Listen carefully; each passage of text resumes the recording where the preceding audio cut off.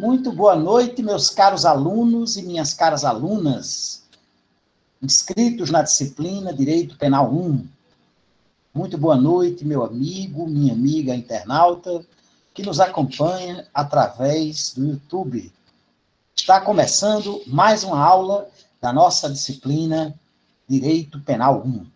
Na noite de hoje, dia 13 de novembro de 2020, nós vamos dar continuidade ao tema de número 8 do conteúdo programático da nossa disciplina, que corresponde justamente ao tema título do delito e classificação das infrações penais, classificação dos delitos, que foi por nós iniciado na aula de ontem, ou melhor, na aula de anteontem, na aula do dia 11 deste mês de novembro de 2020.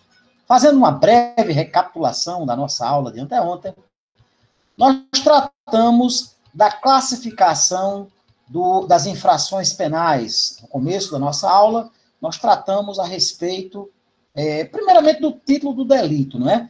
Que vem a ser o nome iuris da infração penal, que vem a ser o nome jurídico dessa ou daquela infração penal. Posteriormente, nós tratamos acerca da classificação das infrações penais.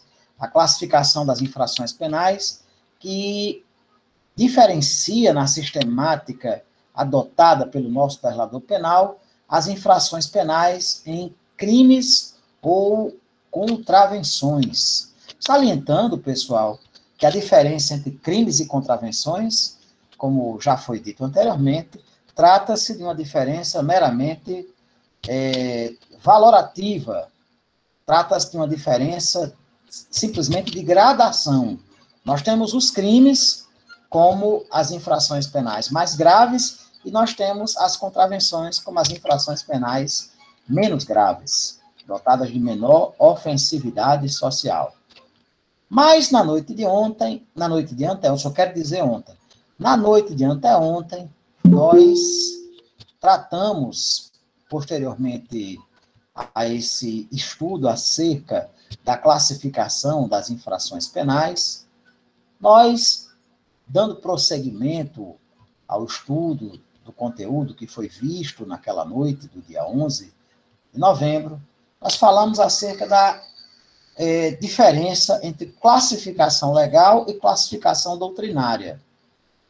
É interessante que, e eu não falei na quarta-feira, mas me recordei disso agora, é interessante que essa classificação legal e essa classificação doutrinária, sendo a classificação legal aquela qualificação atribuída ao delito pela lei penal, por exemplo, o artigo 121, denominado de homicídio, o artigo 157, denominado de roubo, o artigo 155, denominado de furto. E a classificação doutrinária, que observa a determinados critérios estabelecidos pela doutrina, a determinados critérios que classificam as infrações penais, mais especificamente os crimes, de acordo com esse ou aquele referencial, me faz lembrar do conceito de crime.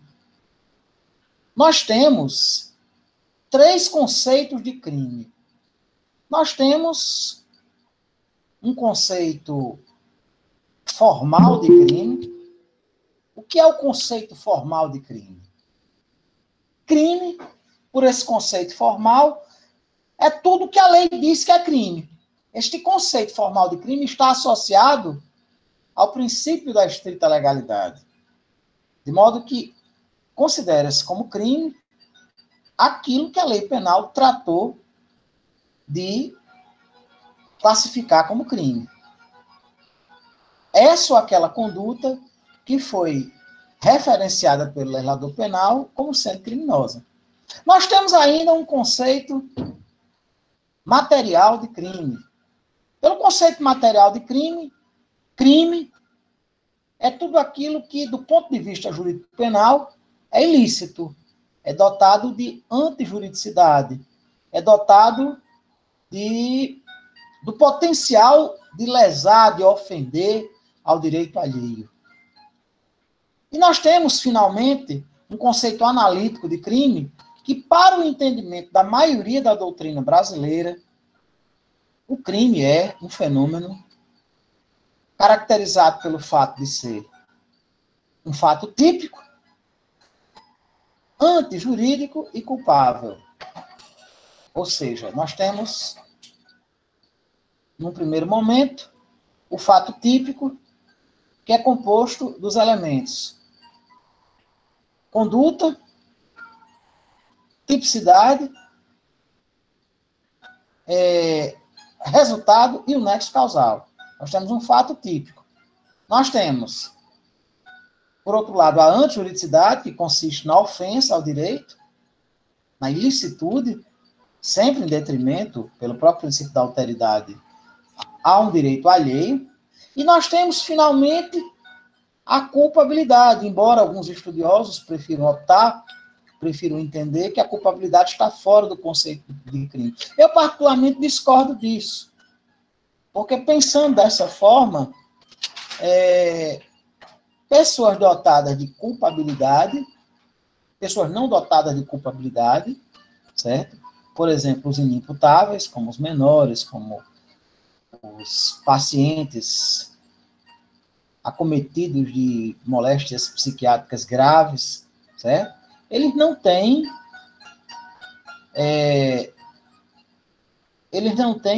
imputabilidade, certo? E, portanto, não há culpabilidade, certo? E eles não praticam crimes. Só quem pode praticar crime é quem é dotado de culpabilidade.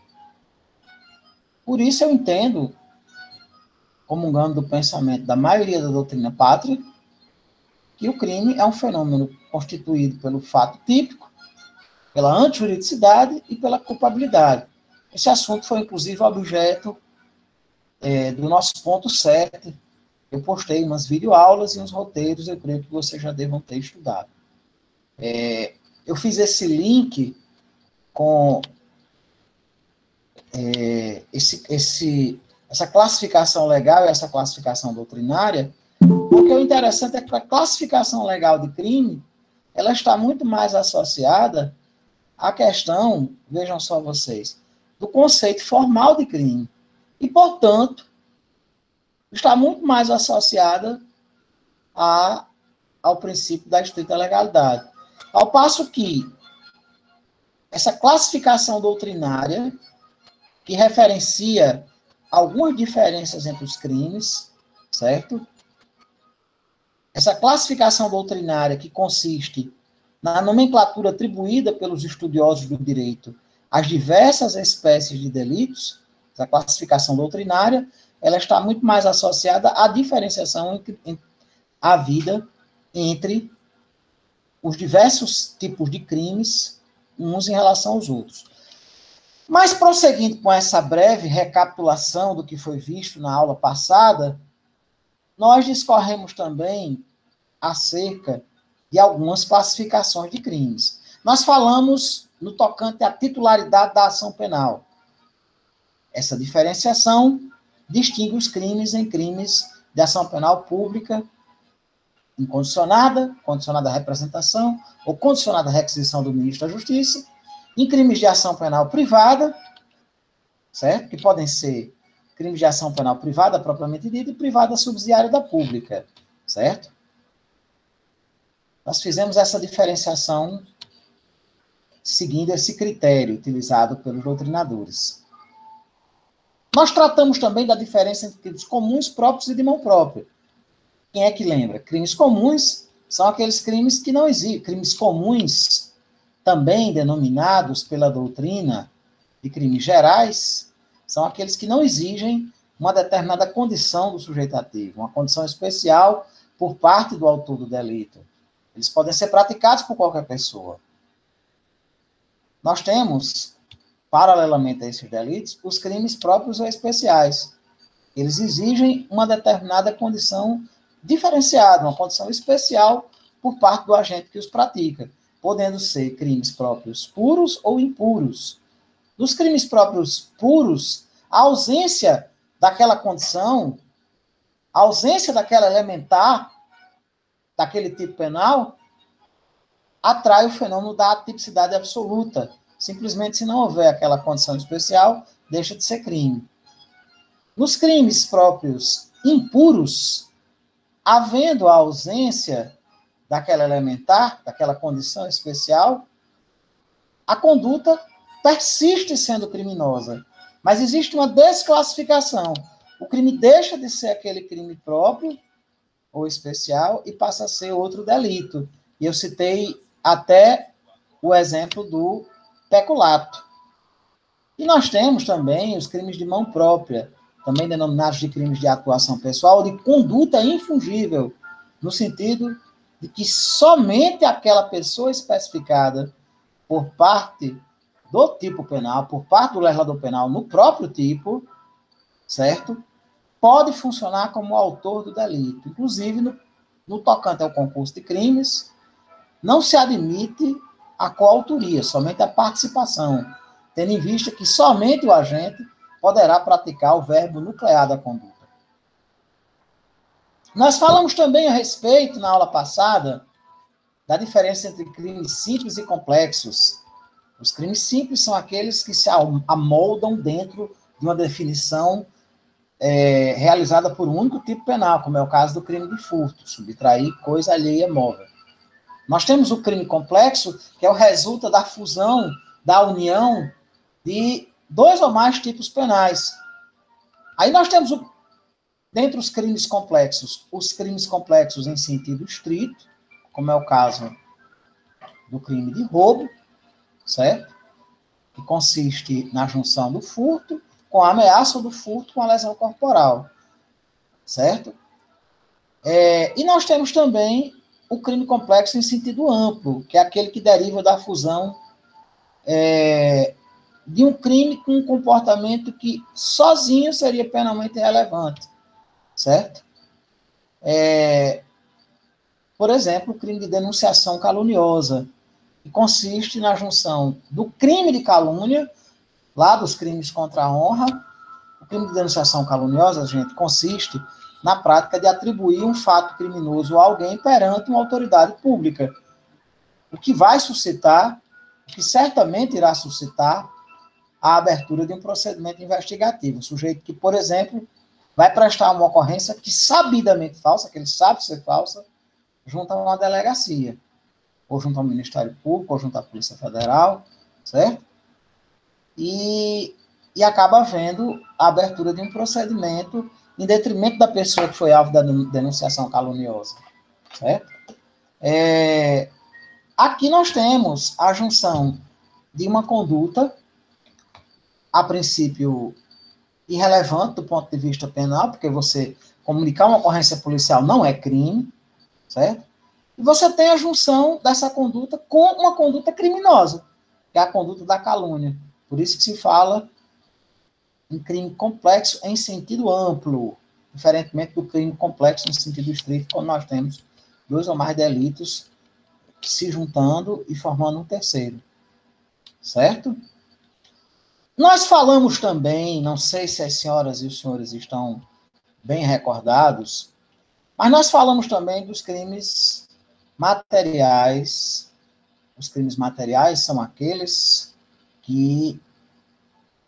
Pergunta da amiga Larissa Dantas. Professor, o crime de calúnia sempre estará relacionado ao de difamação? Não, Larissa, são conceitos jurídicos totalmente diferentes. Eu vou tentar ser breve para que a gente volte ao prumo original da nossa aula de hoje, para que a gente não perca o foco, mas eu vou sintetizar aqui, minha querida, a diferença entre esses crimes, que são dois dos crimes arrolados nos chamados crimes contra a honra, certo? Os crimes contra a honra, que a propósito são crimes de ação penal privada, como inclusive eu exemplifiquei na aula passada, certo?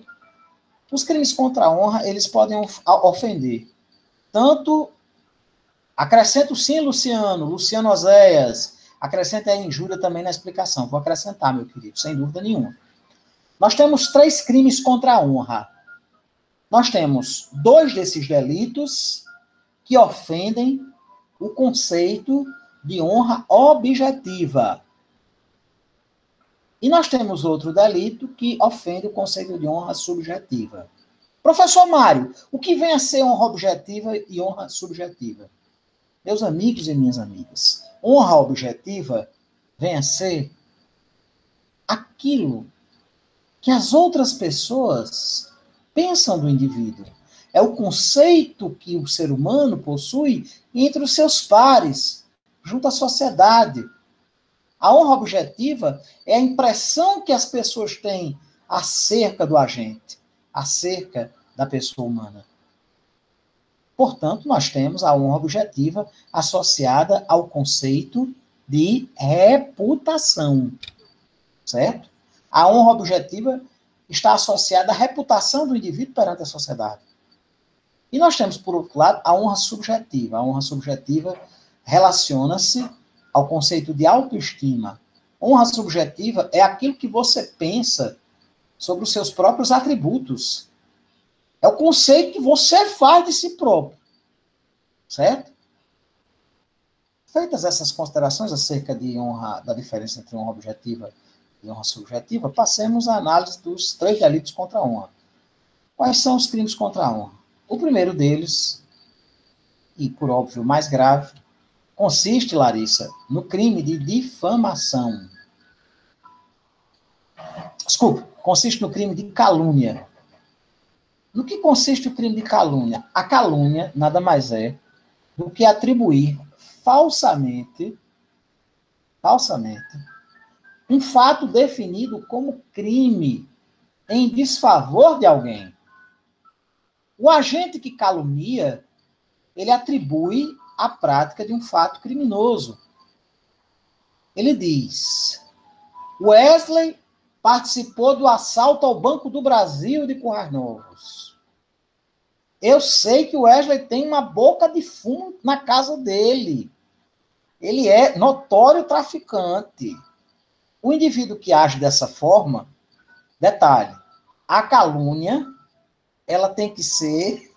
Cai fez a observação que o colega dele concordou ali. É irmão. Um irmão desses...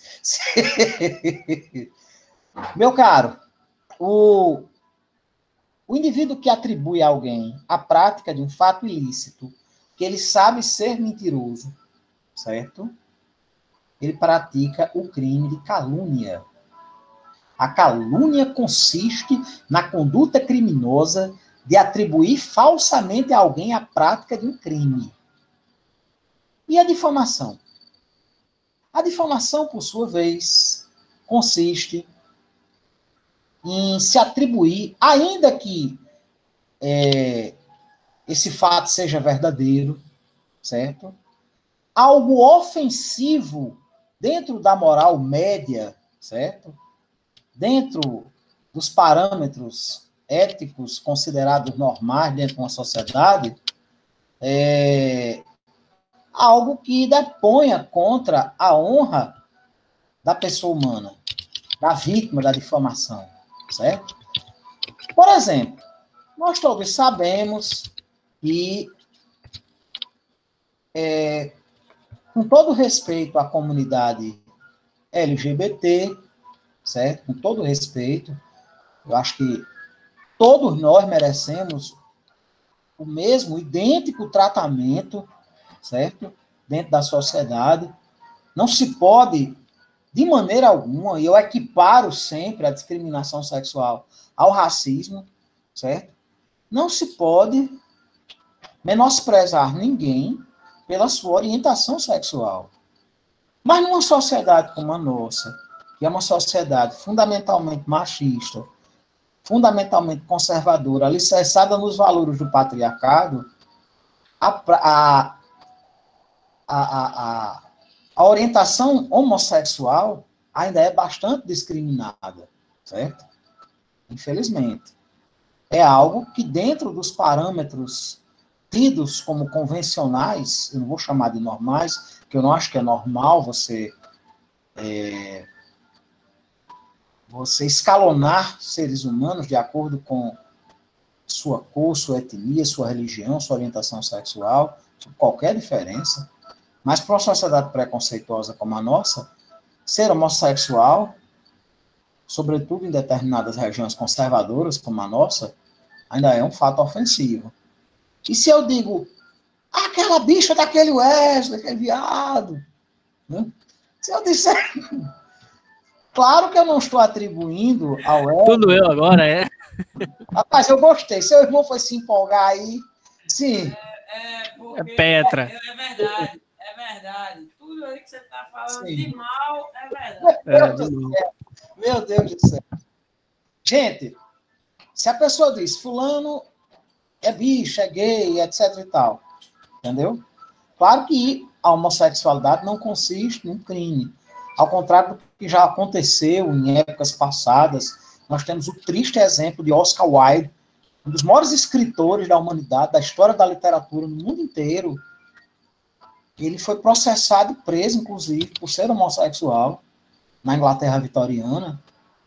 A Grã-Bretanha, no século XIX, era crime ser homossexual, como infelizmente em alguns países, sobretudo alguns países que funcionam como teocracias, que são alicerçados em preceitos religiosos fundamentalistas, como parte do mundo islâmico, parte das sociedades erigidas sob os rigores do islamismo, ainda é crime ser homossexual. Mas no Brasil, graças a Deus, não é crime ser homossexual, certo? Mas, infelizmente, para alguns, ainda é um fato ofensivo a homossexualidade. Para os meus parâmetros, não. Eu quero crer que para os parâmetros dos senhores e das senhoras, não. Mas, infelizmente, Alan Turing, muito bem, Wesley. Alan Turing, que desempenhou um papel decisivo na Segunda Guerra Mundial, ao decifrar a máquina de códigos alemã, utilizada amplamente pela máquina de guerra nazista, a Enigma. Filme O Jogo, exatamente, Manuel Matias. Filme extraordinário, O Jogo da Imitação. Muito bom filme. Aconselho aos cinéfilos e cinéfilas assistirem. O Jogo da Imitação, um filme fantástico. Alan Turing, ele foi, inclusive ele morreu no ostracismo, um herói nacional, certo? Estima-se que o trabalho da equipe comandada por ele talvez tenha encurtado a guerra em até 2 anos, certo? E ele foi processado e só não foi condenado porque teria assumido e teria feito nos termos do direito contemporâneo brasileiro, seria uma transação com o Ministério Público. Não sei qual seria a nomenclatura na Inglaterra dos anos 60, quando aconteceu isso, entendeu? Teve, inclusive, isso, a questão da castração química, ele foi submetido à ingestão de medicamentos que o tornaram impotente, entendeu? Em razão da sua homossexualidade. Isso é um herói nacional. Coisa terrível. Graças a Deus que nós não temos. A orientação sexual, e Dom Antônio Carlos causou muita celeuma quando disse, no encerramento da festa de Santana, alguns anos atrás, que a homossexualidade era um dom divino. Um dom divino. No sentido, dom é aquilo que se concede. Se à luz da igreja a homossexualidade não é, e a igreja não considera a homossexualidade pecado, considera a prática sexual fora dos rigores do matrimônio católico um pecado. Ou seja, o sexo pré-marital, heterossexual, também é pecaminoso às luzes da igreja. E eu, particularmente, não conheço nenhum devoto, nenhum cristão católico fervoroso que não tenha vida sexual ativa. Né? Que não tem. Mas, enfim, se a igreja não considera a homossexualidade pecado, nem considera uma escolha, porque a igreja não considera uma escolha, certo? Não considera uma orientação sexual. Então, só pode ser um dom. Foi isso que Dom Antônio Carlos disse, que causou muita crítica, inclusive, entendeu? O vídeo com a fala do Dom Antônio Carlos é Wesley. Acho que foi na festa de Santana de 2018, não foi? 2017. Eu estava lá, inclusive, na praça, a antiga Praça da Matriz, né, a praça que leva o nome do governador Valfredo Gugel, que foi pároco, inclusive, da catedral. Muitos criticaram o bispo, muitos. Gente, outro exemplo de difamação, Larissa. A vida sexual de uma jovem ou de um jovem pertine exclusivamente à sua própria pessoa. Não é do interesse de ninguém se uma jovem tem mais ou menos parceiros sexuais. Se ela é virgem ou prostituta. Isso não é da conta de ninguém. Certo? Como não é da conta de ninguém se o rapaz é homossexual. Como não é da conta de ninguém se o cidadão é afeito a bebedeiras homéricas. Certo? Nem ser homossexual, nem ser prostituta, nem ser ébrio, quanto mais, são crimes à luz do direito penal brasileiro. Certo? Mas são fatos ofensivos à reputação. Ser mal pagador. A princípio, salvo no caso da prática do crime de estelionato, ser mal pagador, ser caloteiro, velhaco, como diz o povo aqui gosta de usar o veaco. Não se trata de um fato típico. Mas, evidentemente, que é algo ofensivo à reputação. E ninguém tem nada a ver se o cara paga ou não paga as suas contas. Ninguém tem nada a ver se ele leva ou não leva chifre. Se ele é ou não é corno. Dentro da sociedade em que nós vivemos, ser um marido traído ou uma esposa traída é um fato ofensivo. Mas quem é que tem nada a ver com isso? Ninguém tem o direito, eu digo sempre, de se arvorar no papel de xerife da moral alheia.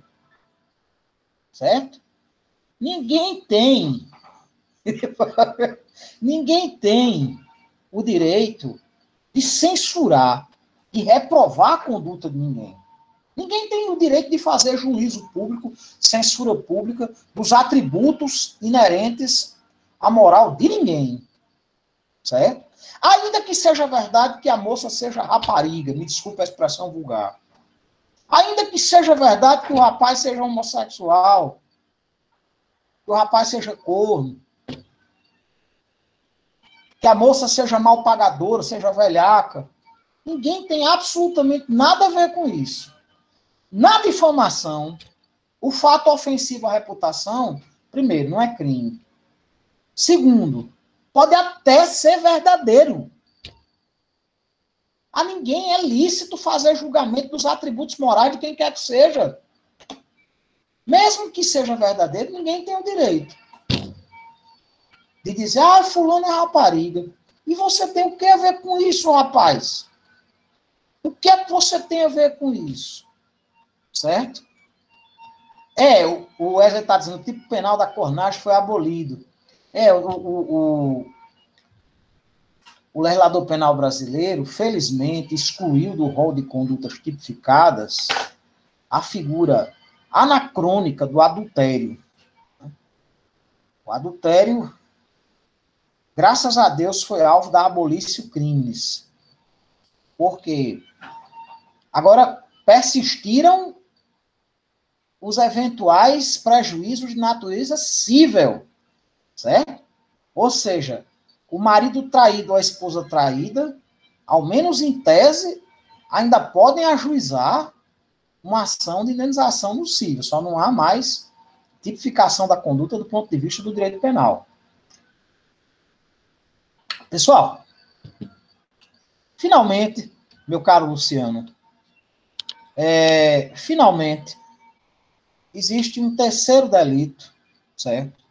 Os dois primeiros, Larissa entendeu a diferença entre calúnia e difamação? Pessoal, vocês entenderam? Entendeu, né? Valeu, minha querida. Valeu, Wesley. Valeu, Larissa. Luciano, no tocante à injúria. A injúria é um terceiro tipo penal, um terceiro crime contra a honra, no qual quem vem a ser ofendida não é a moral objetiva, não é a reputação do indivíduo que sai maculada em razão da prática criminosa, mas sim a autoestima da pessoa humana. O sujeito que vem a ser alvo de uma injúria, certo? Ele é atingido na sua própria autoestima. Por quê?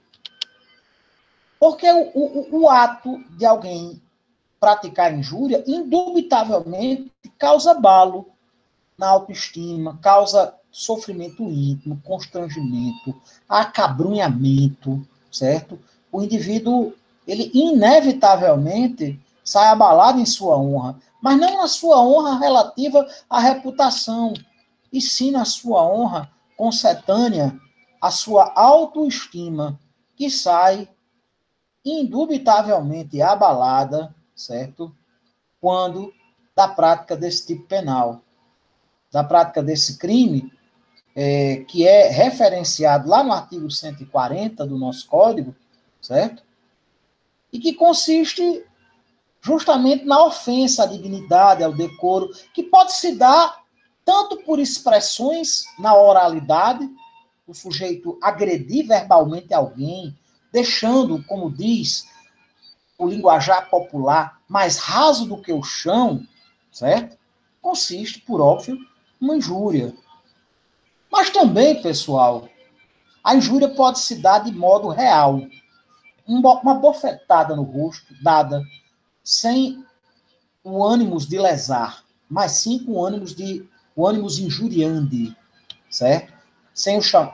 Não há o ânimos de agredir fisicamente, de provocar uma lesão, a incolumidade física daquela pessoa ofendida, mas sim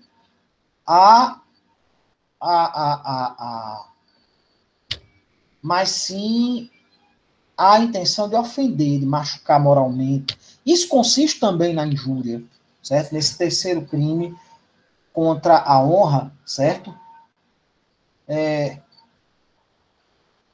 O Yuri Caio Damoto. Quem é Yuri Caio Damoto? Yuri. Caiu da moto? Yuri Caio Damoto. Quem danado é Yuri Caio Damoto, Wesley? Estou vendo aqui, Clarissa disse que muitos contratos de casamento têm cláusula sobre traição. Tem, no civil é permitido isso, Clarissa.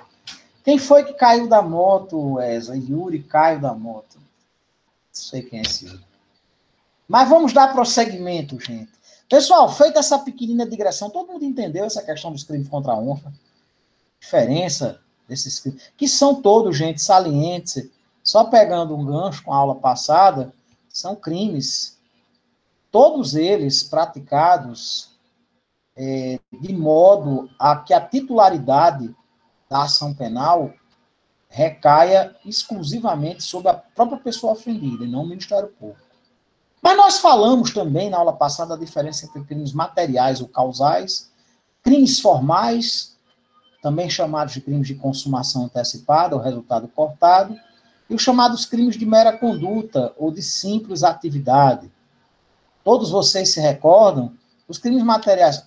Quem não se recorda, eu vou fazer uma breve recapitulação. Os crimes materiais ou causais são aqueles que exigem a presença de um determinado resultado naturalístico, como é o caso do homicídio.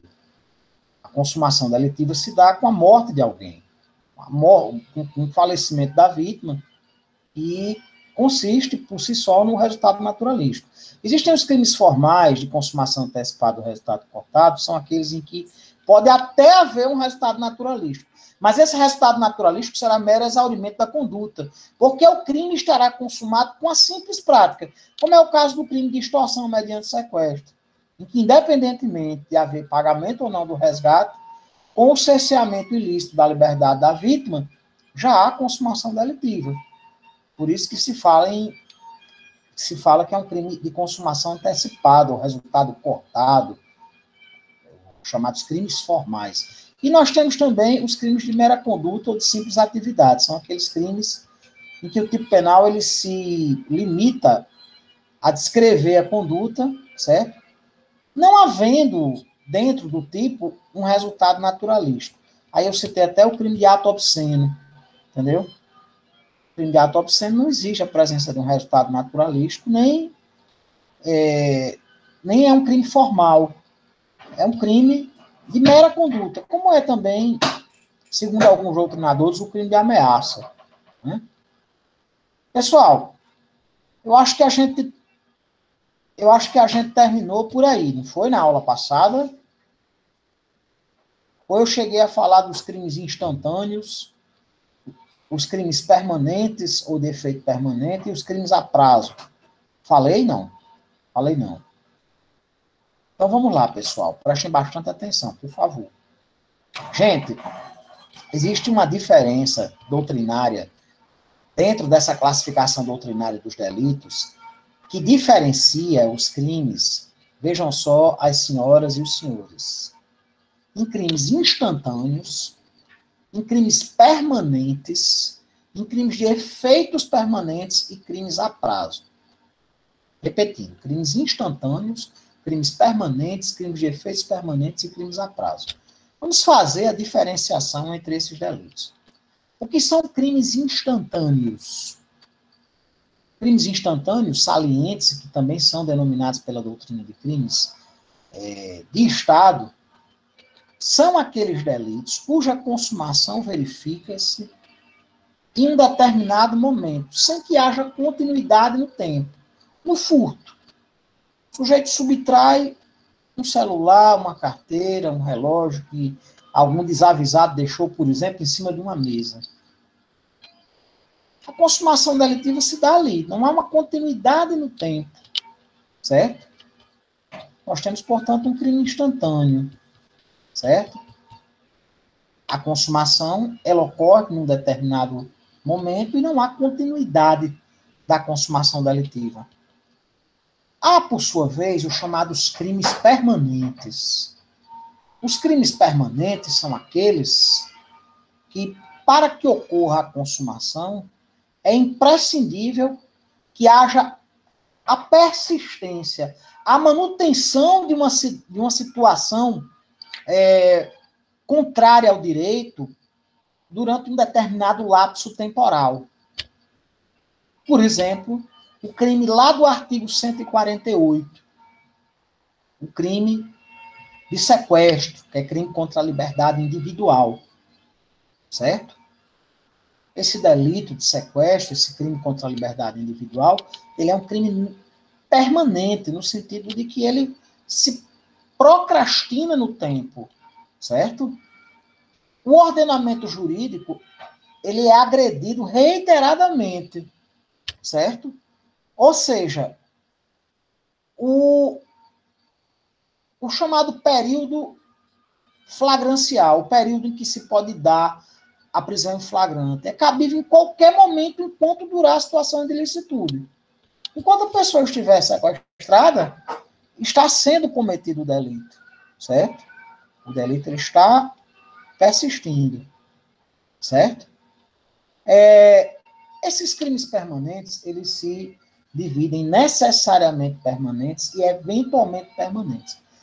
Os crimes necessariamente permanentes são aqueles em que, para a consumação delitiva, é imprescindível que essa manutenção dessa antijuridicidade persista durante o tempo. É da natureza do crime se persistir essa situação antijurídica, certo? Durante um determinado período de tempo.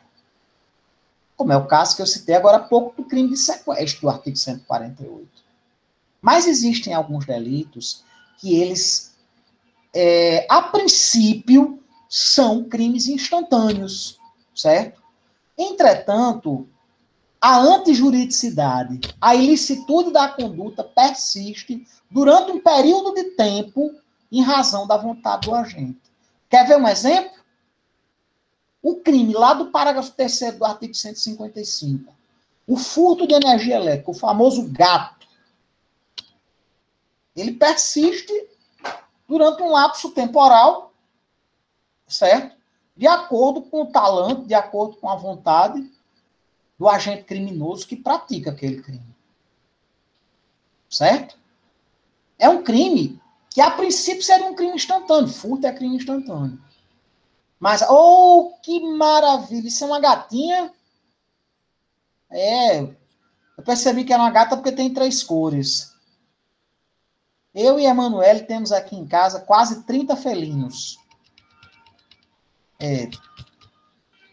Grande... Que maravilha. Parabéns, Wesley. Adotou na Capan.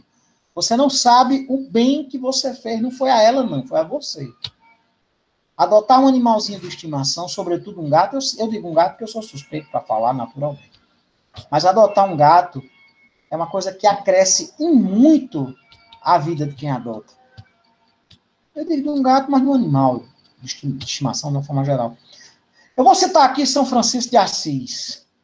São Francisco de Assis, que chamava os animais de nossos irmãos menores, ele tem uma frase que eu considero sublime, que diz assim: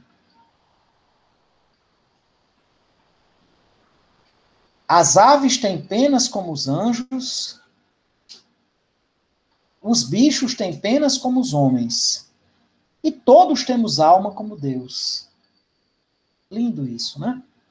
Você imagine, há 800 anos atrás, um jovem lá do interior da Itália, lá de uma pequenina cidade no norte da Itália, falar em ecologia, falar na defesa dos direitos dos animais, das plantas, falar que... Não sou franciscano, eu sou admirador de São Francisco de Assis, sou até devoto dele, mas não sou franciscano no sentido estrito da palavra, de pertencer à ordem leiga dos franciscanos, não. Mas sou um grande admirador dos franciscanos. E de São Francisco de Assis, evidentemente. E de Santa Clara.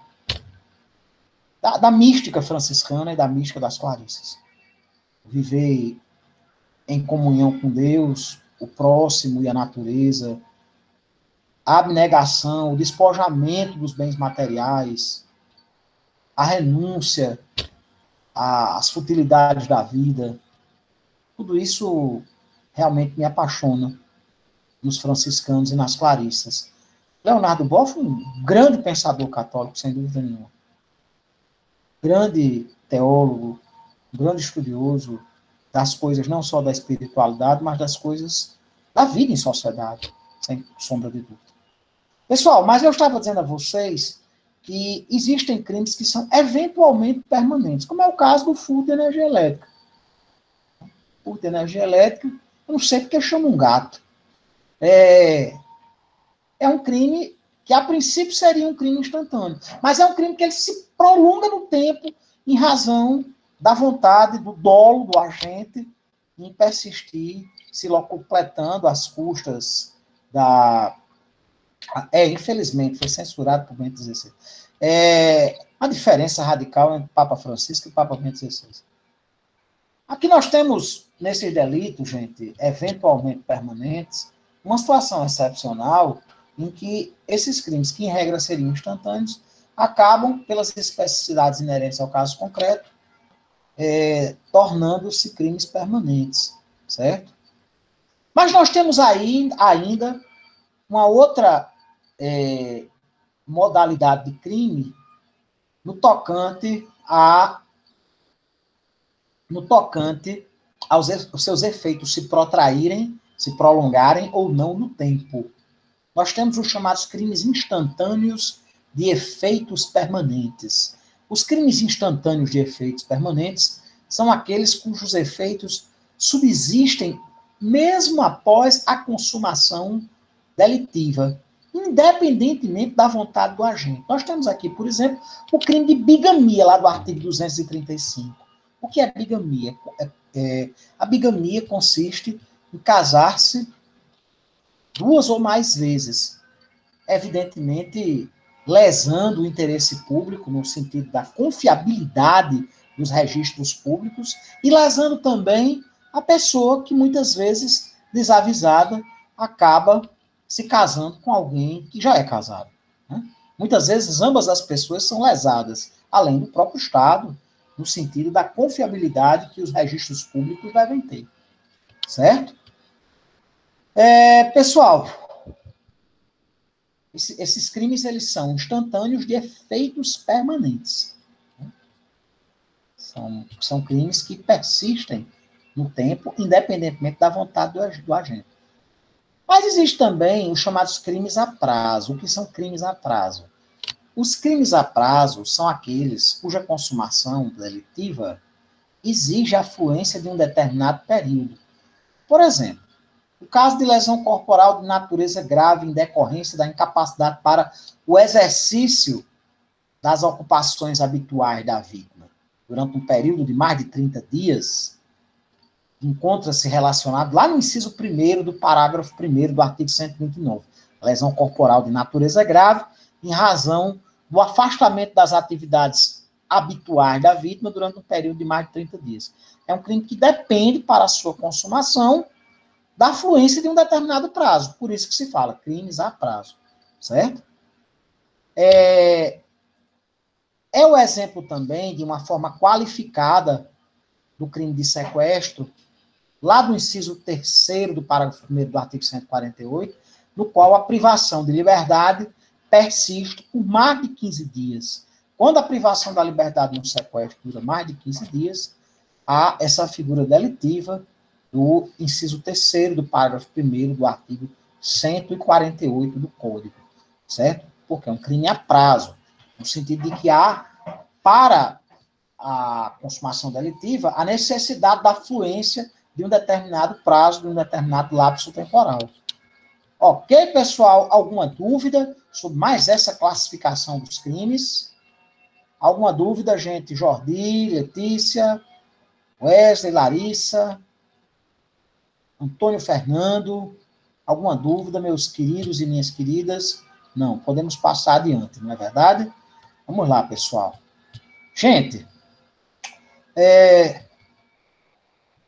há uma diferenciação entre os crimes, uma outra classificação dos delitos, que diferencia os crimes em crimes unissubjetivos, plurissubjetivos e eventualmente coletivos.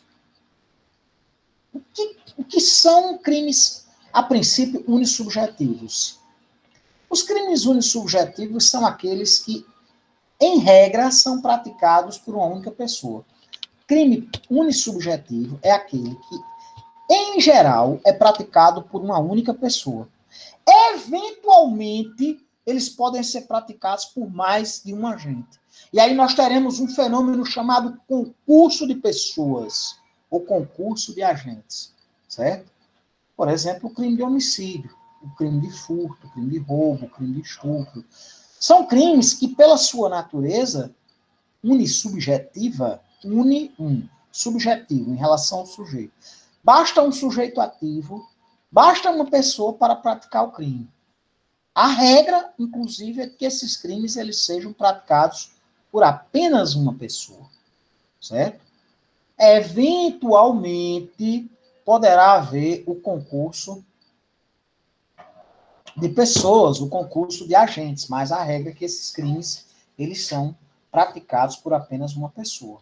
São chamados crimes unissubjetivos, também chamados de monossubjetivos, também chamados de crimes de concurso eventual. Por que concurso eventual? Porque o concurso de crimes é uma circunstância que poderá acontecer, certo? Poderá até acontecer, mas que não é a regra. Não há necessidade de 2 ou mais indivíduos para a consumação desse tipo de delito. Unissubjetivo, monossubjetivo, unilateral, crimes de concurso eventual, são várias as nomenclaturas desse tipo de delito. Mas, paralelamente a esses crimes, existem os chamados crimes plurissubjetivos, também chamados de plurilaterais, certo? Esses crimes, também chamados de crimes de concurso necessário, são delitos cujo tipo penal exige uma pluralidade de agentes, certo? Que podem agir em coautoria, em participação, podem se conhecer ou não se conhecer, podem ser imputáveis ou inimputáveis, certo? São crimes em que a essência do delito exige a presença de dois ou mais agentes, de dois ou mais indivíduos, certo? Esses crimes plurissubjetivos, eles se dividem, vejam só as senhoras e os senhores, em crimes bilaterais ou de encontro. Por quê? Por que crimes bilaterais ou de encontro? Aqui nós temos o tipo penal exigindo dois agentes cujas condutas irão encontrar-se, como é o caso do crime de bigamia, certo? Por isso que se fala crimes bilaterais ou de encontro. Existem os chamados crimes coletivos ou de convergência.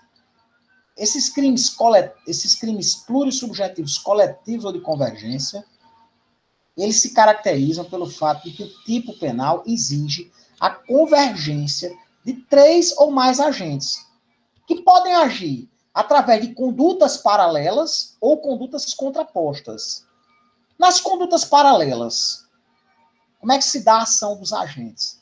Eles se auxiliam mutuamente com o objetivo de virem a produzir o mesmo resultado criminoso. É o caso do crime de associação criminosa, antiga quadrilha ou bando, lá do artigo 288 do Código, certo?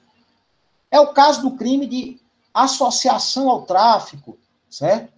Crime lá do artigo 39, da Lei 11.343. As condutas dos agentes, elas funcionam no sentido de haver um auxílio para a obtenção do resultado criminoso comum, certo?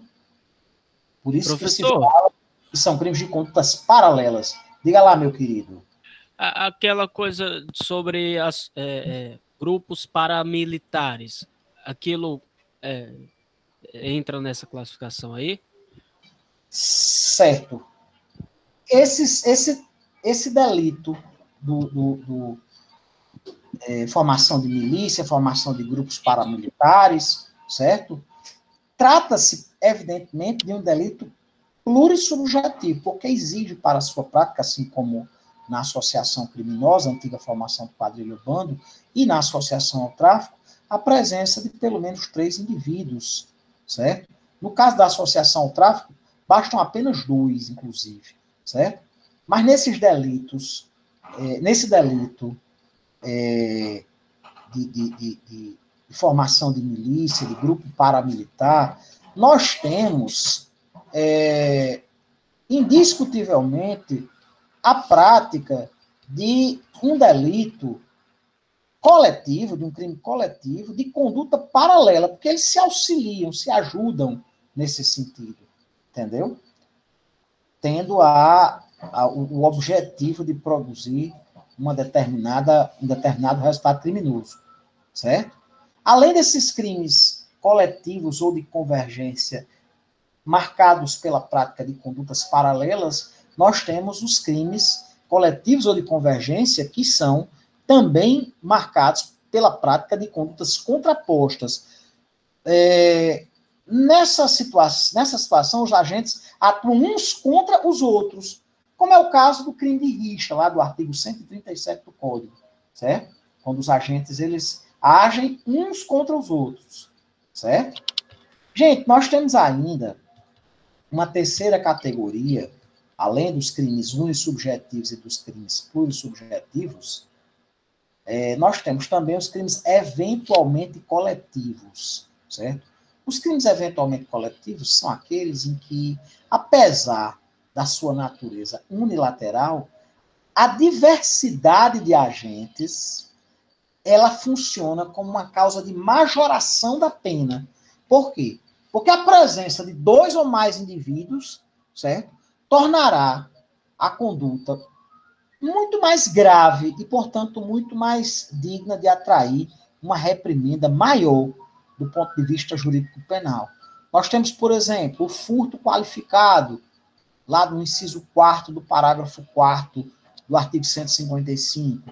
O roubo circunstanciado pela presença de 2 ou mais indivíduos, lá do artigo 157, parágrafo 2º, inciso 2º do Código, certo? Esses crimes eventualmente coletivos, eles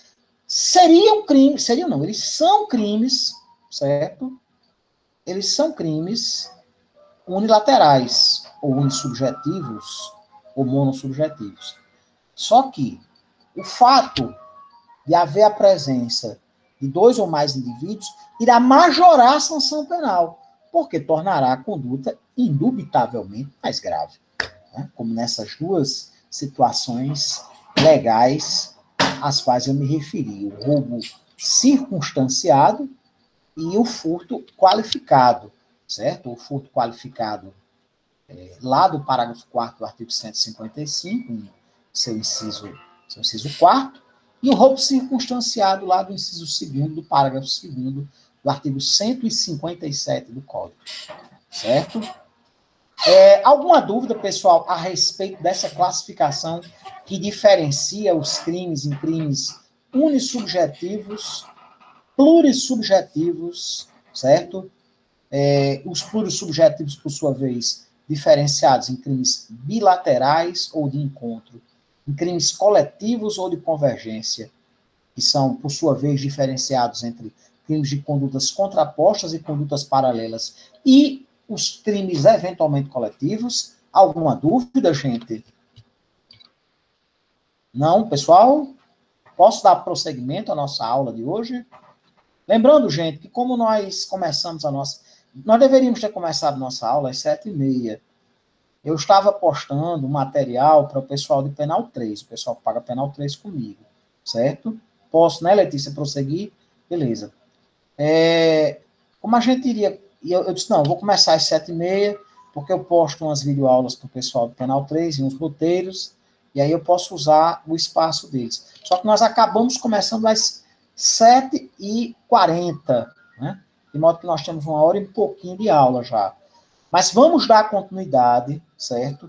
Vamos ficar até às 10 e pouco, porque aí a gente conclui esse assunto relativo ao ponto 8º do nosso conteúdo programático, certo?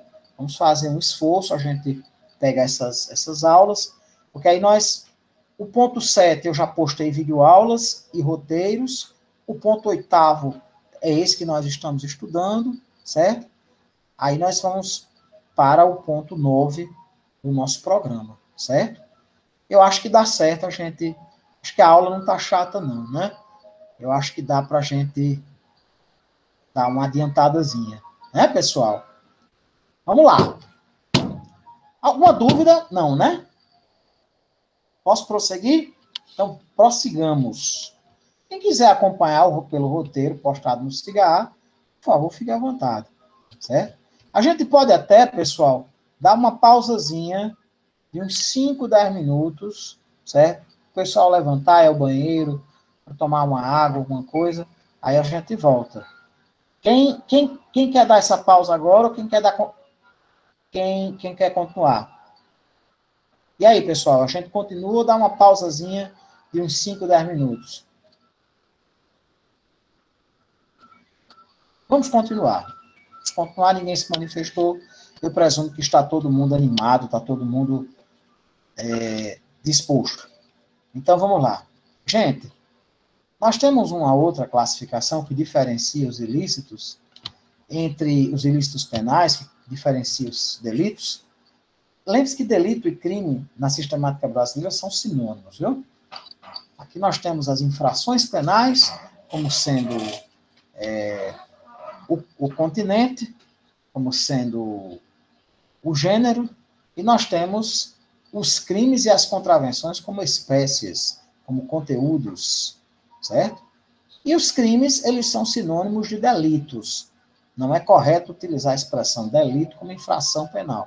Infração penal é algo maior. Infração penal abrange tanto o conceito de crime quanto o conceito de contravenção. De crime ou delito, quanto o conceito de contravenção. Mas vamos lá, pessoal. Existe uma classificação que diferencia os crimes em crimes de subjetividade passiva, certo? Também denominados de crimes de subjetividade passiva única e crimes de dupla subjetividade passiva. Qual é a diferença entre esses crimes? Os crimes de subjetividade passiva única são aqueles em que o tipo penal só faz constar uma única vítima. Por exemplo, a lesão corporal, certo? Na lesão corporal só existe um sujeito passivo, só existe uma vítima, certo? Ah, professor, mas se forem praticadas lesões contra várias pessoas, aí são vários crimes, certo? O crime de lesão corporal reclama a prática de agressões, de ofensas contra a incolumidade física de apenas um indivíduo, certo? Mas existem os chamados crimes de dupla subjetividade passiva. Nesses crimes de dupla subjetividade passiva, o tipo penal, ele preconiza a existência de duas ou mais vítimas, certo? Por exemplo, no crime, o crime de aborto praticado sem o consentimento da gestante.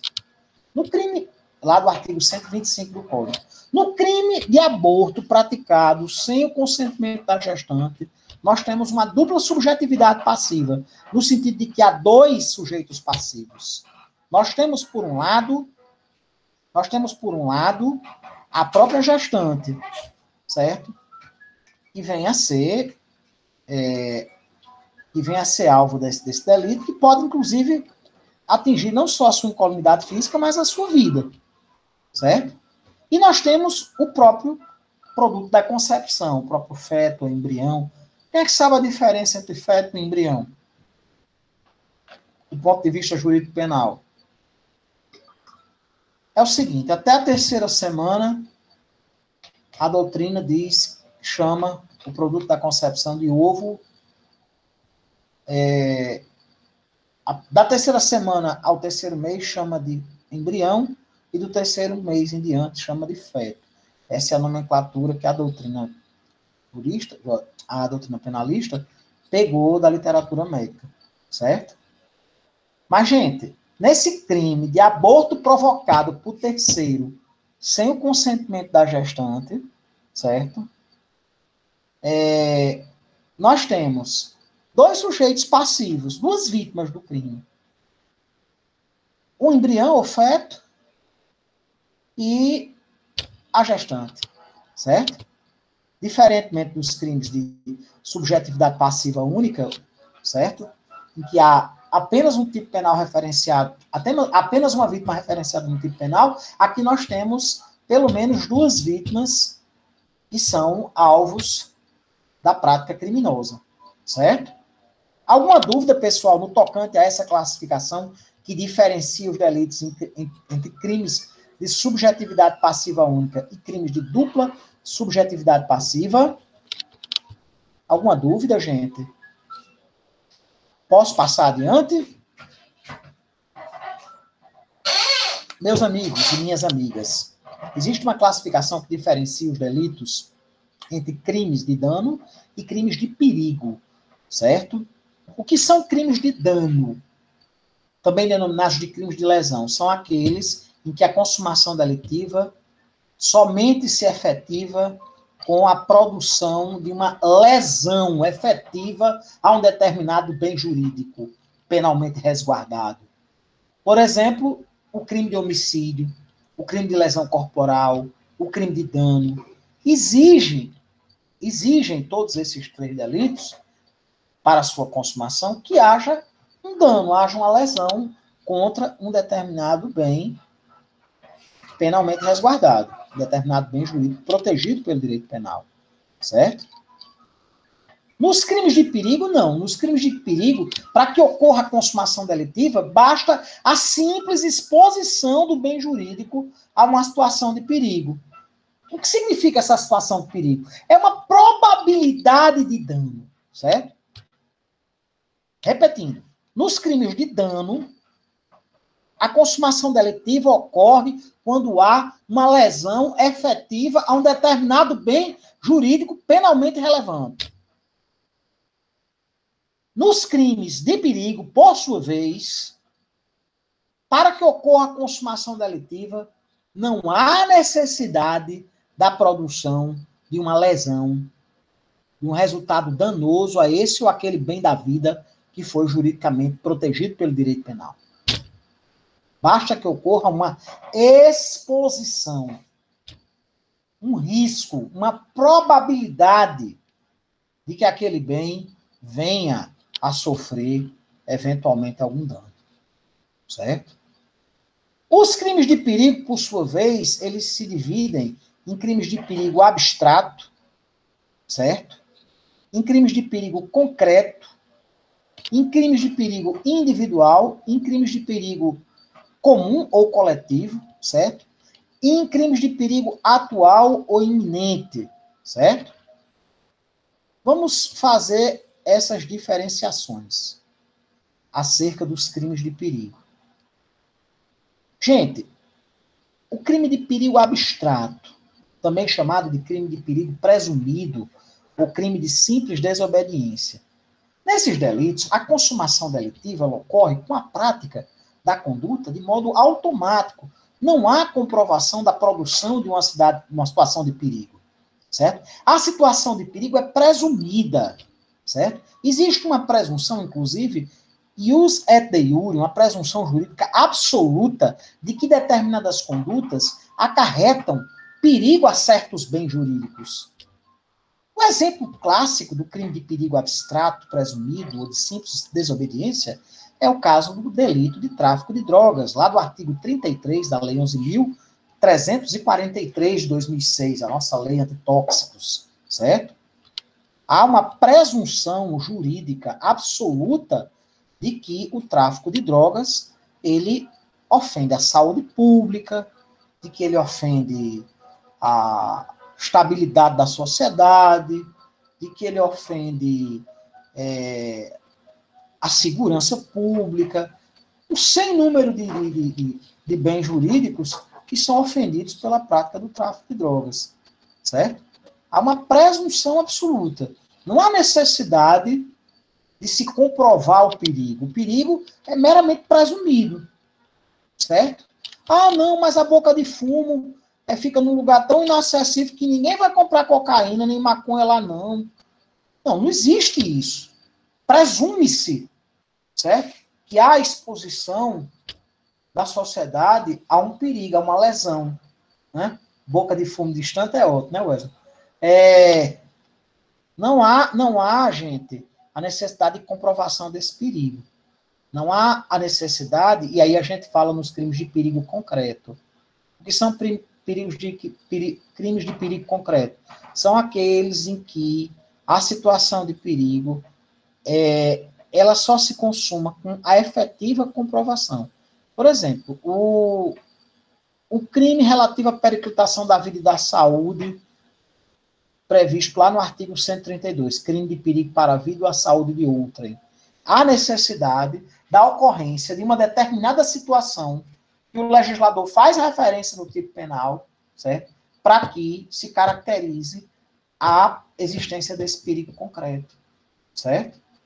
Mas os crimes de perigo, eles podem se dividir também no tocante à possibilidade desse perigo vir a atingir uma determinada pessoa ou um determinado número de pessoas. E aí nós temos uma subclassificação dos crimes de perigo que diferencia esses delitos em crimes de perigo individual, certo? Crimes de perigo comum ou coletivo, certo? Nós temos os crimes de perigo individual quando o perigo atinge um número determinado de pessoas. Por exemplo, o crime de perigo de contágio venérea. A pessoa que sabe que tem uma doença venérea, mas que pratica relação sexual desprotegida com alguém. Mesmo que não tenha o dolo de transmitir aquela doença, certo? Esse crime de perigo de contágio venéreo, ele é direcionado a grupo de carimbo. O que é grupo de carimbo? Tem um pessoal ali em São Paulo, eu acho que tem outras capitais também, que essas pessoas tinham HIV e passavam de propósito para parceiros ou parceiras, entendeu? Não, mas aí, não, quando há o dolo, pode se aí você falou... Pode se considerar, se a doença for mortal, pode ser, inclusive, caracterizado como homicídio ou tentativa de homicídio. Homicídio, né? Se for uma doença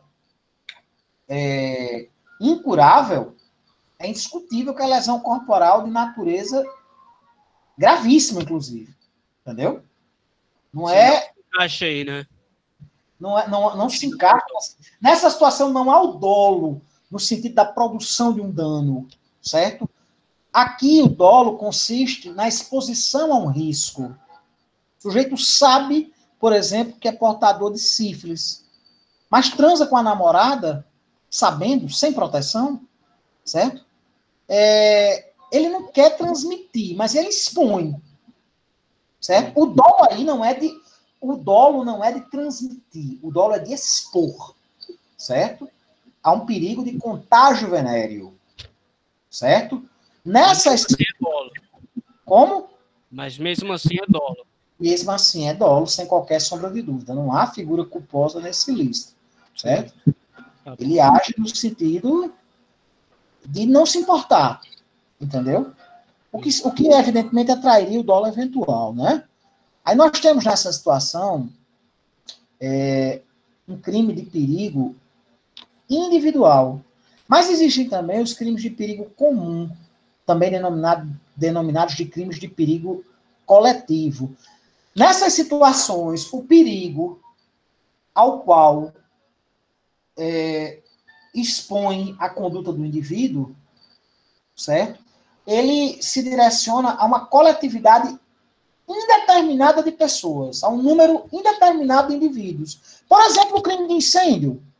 Por exemplo, o crime de explosão criminosa. O crime de explosão criminosa é um crime de perigo comum no sentido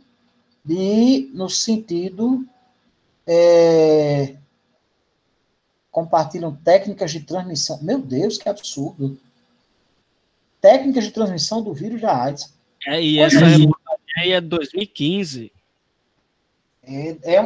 Eu fico chocado com o nível de irracionalidade, sem querer citar exemplos, sem querer fulanizar a discussão, mas com um nível de desapreço que a nossa sociedade tem demonstrado pela vida humana. Essa semana, antes de ontem, morreu um rapaz no Rio de Janeiro, ele era produtor do grupo Porta dos Fundos, certo? Grupo que causou muita polêmica, e eu nem acho que essa polêmica seja tão justificada assim, certo? É um grupo que eu particularmente os considero humoristas extremamente talentosos, em que pesem abordarem temas muitas vezes áridos, difíceis de serem tratados.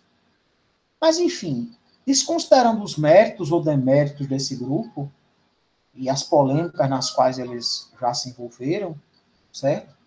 O cerne da questão é a seguinte: foi morto num assalto, foi esfaqueado um rapaz que era produtor do grupo, trabalhava na produção, cineasta, trabalhava na produção do grupo e trabalhava juntamente com o Gregório do Viveiro, aquele Greg News, que Gregório apresenta na sexta-feira, certo? Sempre às sextas-feiras. O rapaz foi morto covardemente, a facadas, certo? Por causa de um celular e de alguns trocados que tinha na carteira, na porta do metrô, no centro do Rio de Janeiro. Cadu Barcelos, exatamente.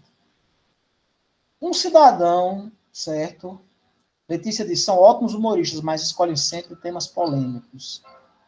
Mas os temas polêmicos merecem ser tratados, né? Devem ser tratados, aliás. O rapaz foi assassinado brutalmente. Era um pai de família, um homem que tinha esposa, tinha um filhinho, certo? Era um cidadão, um ser humano, e foi assassinado como eu, vocês, qualquer um. Eu já sofri vários assaltos. Eu costumo dizer, brincando, que eu conheço a perspectiva do roubo, tanto pela ótica de quem já foi assaltado, de quem já foi vítima do crime de roubo, certo? Eu já fui vítima de sequestro relâmpago, inclusive, já fui mantido como refém, entendeu? Foi, em mais de uma situação. Numa delas, inclusive, eu fui colocado na mala do meu carro, na época, um Fiat Uno, entendeu? Eu era, gente, muito mais magro do que sou hoje, né? Assim, isso foi em 1997, eu ainda era estudante, cursava a graduação em Direito, lá em Natal, fui assaltado com a minha então namorada, que depois viria a ser minha esposa. Sim, fui nadador, né? Eu pesava metade do que eu peso hoje. Metade do que eu peso hoje. Mas nessa época eu não nadava mais, não. Mas ainda pesava lá meus 90 quilos Quando eu nadava, eu pesava entre 72 e 78 quilos. Hoje, eu devo estar com 150 quilos, mais ou menos. Entendeu? Quem tem tendência à obesidade é um negócio cruel, porque eu já cheguei a 163 quilos, aí já emagreci, fiquei abaixo dos 100, depois engordei de novo, entendeu? Estava com 162, fiquei com 120, sabe? É uma coisa assim impressionante. Graças a Deus, eu tenho boa saúde, entendeu? Minhas taxas são normais, minha pressão arterial é normal, certo? Para uma pessoa que está muito acima do peso, eu tenho uma saúde, graças a Deus, impecável. Eu acredito aos anos de natação, sabe, Wesley? Aos anos que eu já tinha dito a você que eu tinha nadado, eu já tinha dito à turma de vocês, tá? Nadei durante 12 anos. É um esporte completo, um esporte extraordinário, um esporte maravilhoso. Sim, gente, aí eu digo que eu conheço o roubo pela ótica do assaltante e do assaltado. Não que eu tenha praticado nunca o crime de roubo, nunca que eu tenha assaltado ninguém. Mas como eu já advoguei para pessoas que praticaram esse ilícito, entendeu? Eu posso dizer que conheço pela ótica de quem praticou o delito. E pela ótica de quem o sofreu. E é uma situação... Vinícius, eu conheço pelas duas óticas. Pelos dois ângulos. E é uma situação de absoluta tensão e, na maioria das vezes, o ladrão está mais assustado do que você. Certo? E Letícia Andriele, tem um grupo de humoristas denominados Os Quatro Amigos.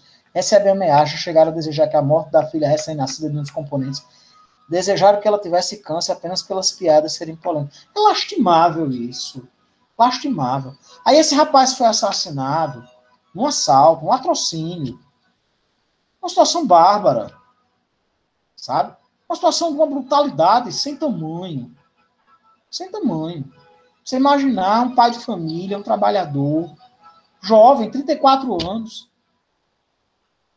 ser brutalmente assassinado a facadas por causa da carteira e do celular.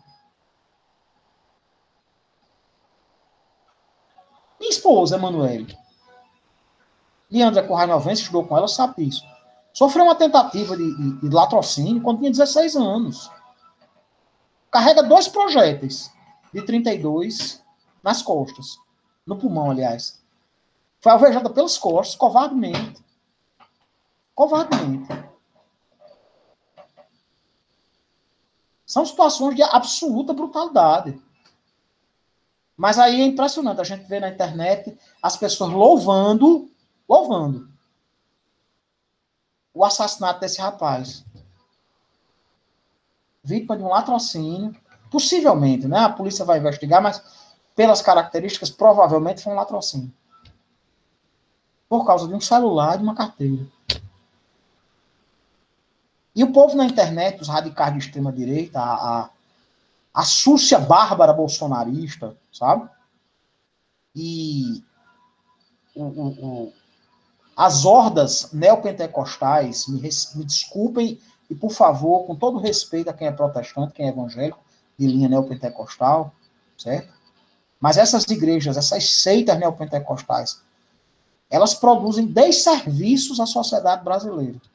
Elas estão transformando nosso país numa nação de selvagens, de bárbaros, de canalhas. E, de repente, a gente enxerga a brutalidade de um negócio desse sendo louvada. Ah, mangou de Deus, vai para o inferno. Deve estar chorando lágrimas de mármore no inferno. Nós estamos nos transformando numa república fundamentalista neopentecostal. É uma irracionalidade que não se admite. Não se admite. Isso é muito perigoso. Eu já apontava isso há muitos anos, sabe? E no dia que nós tivéssemos um contingente expressivo de protestantes, sem nenhum desrespeito, à família da minha mulher é protestante, ela tem formação protestante. Eu acho que existem muitas igrejas protestantes sérias, certo? Não estou me referindo aos pastores e bispos picaretas, que todo mundo sabe, eu não preciso nem nomear, campeões de processos na justiça, Sou eu que digo, é o Ministério Público que diz que são canalhas, entendeu? Já inventaram até cristofobia. Onde é que num país que mais de 90% da população se professa cristã, existe cristofobia? É um absurdo. A justificar os seus comportamentos espúrios, a torpeza baseada no fanatismo que os move. Lastimável, lastimável. Mas vamos voltar aqui para a classificação dos delitos, pessoal. Gente, eu estava falando que os crimes de perigo poderiam ser individual ou de perigo comum, né? Individual quando direcionassem-se a uma única pessoa. Eu citei o crime de perigo de contágio venéreo. E os crimes de perigo podem ser crimes de perigo comum ou coletivo quando o perigo pode atingir um número indeterminado de pessoas, como é o caso do crime de incêndio e do crime de explosão criminosa, certo? Os crimes de perigo, eles podem, no tocante à atualidade ou não do perigo, serem classificados em crimes de perigo atual ou de perigo iminente. O crime de perigo atual é aquele que está ocorrendo, certo? O caso do abandono de incapaz, lá do artigo 133, certo? O perigo ao qual é submetido o incapaz, por exemplo, uma criança ou um idoso, ou uma pessoa com deficiência que esteja numa situação de abandono, certo? Esse perigo, ele é contemporâneo, ele é atual, ele está acontecendo. Existe o crime de perigo iminente, aquele que o perigo está para acontecer, certo? E existe também, finalmente, o crime de perigo futuro ou imediato. Nesses delitos, a situação de perigo decorre de uma conduta que se projeta para o futuro, como é o caso do porte ilegal de arma, certo?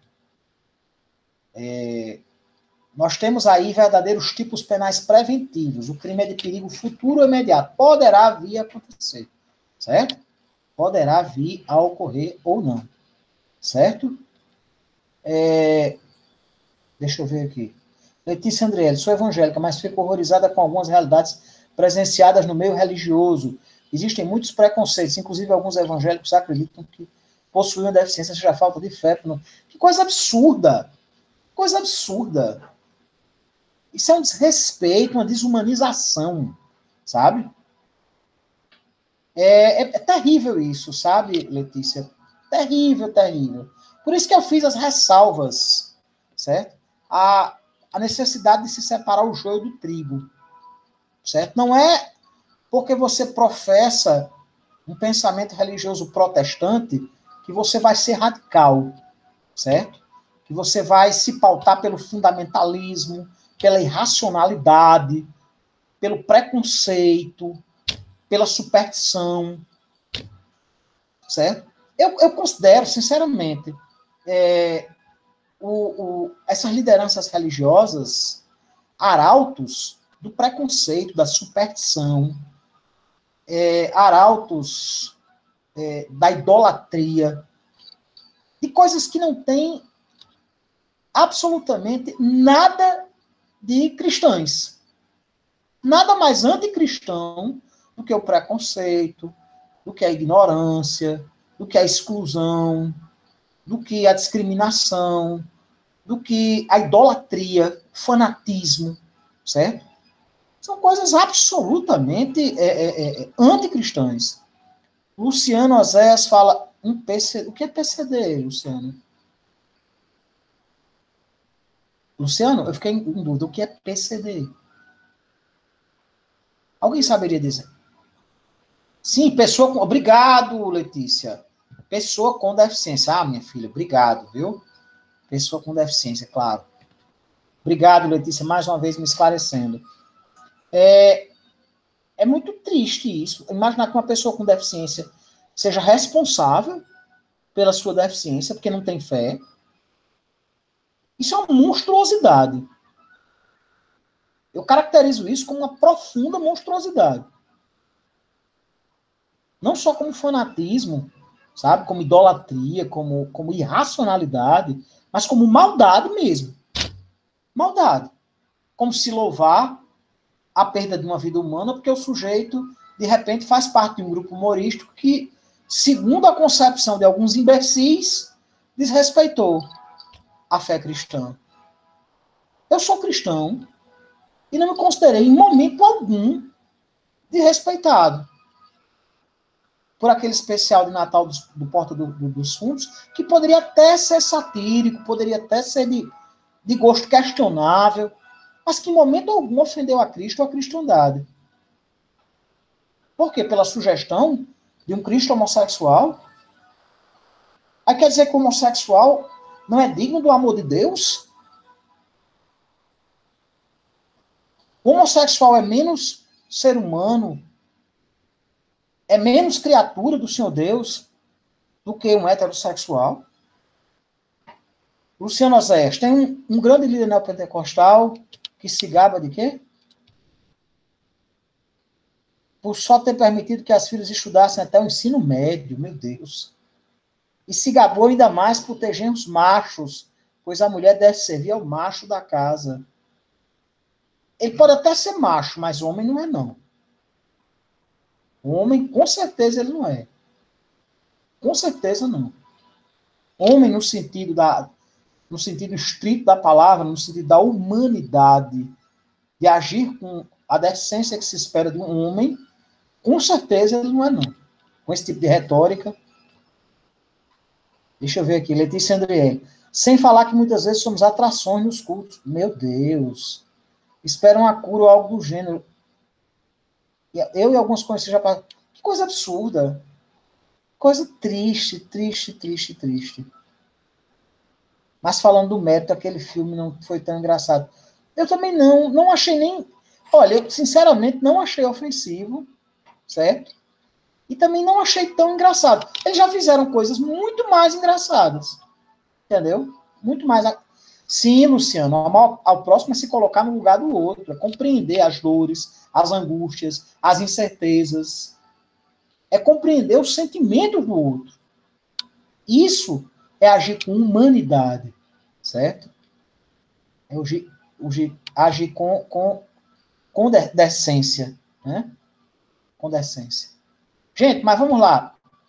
Pessoal, existe outra classificação que diferencia os delitos em crimes unissubsistentes e plurissubsistentes. Deixa eu tentar explicar aqui para vocês.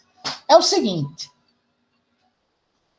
Vai ser objeto do nosso estudo mais lá na frente, certo?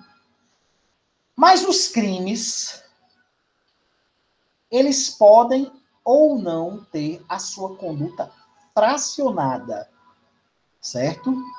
Em várias etapas.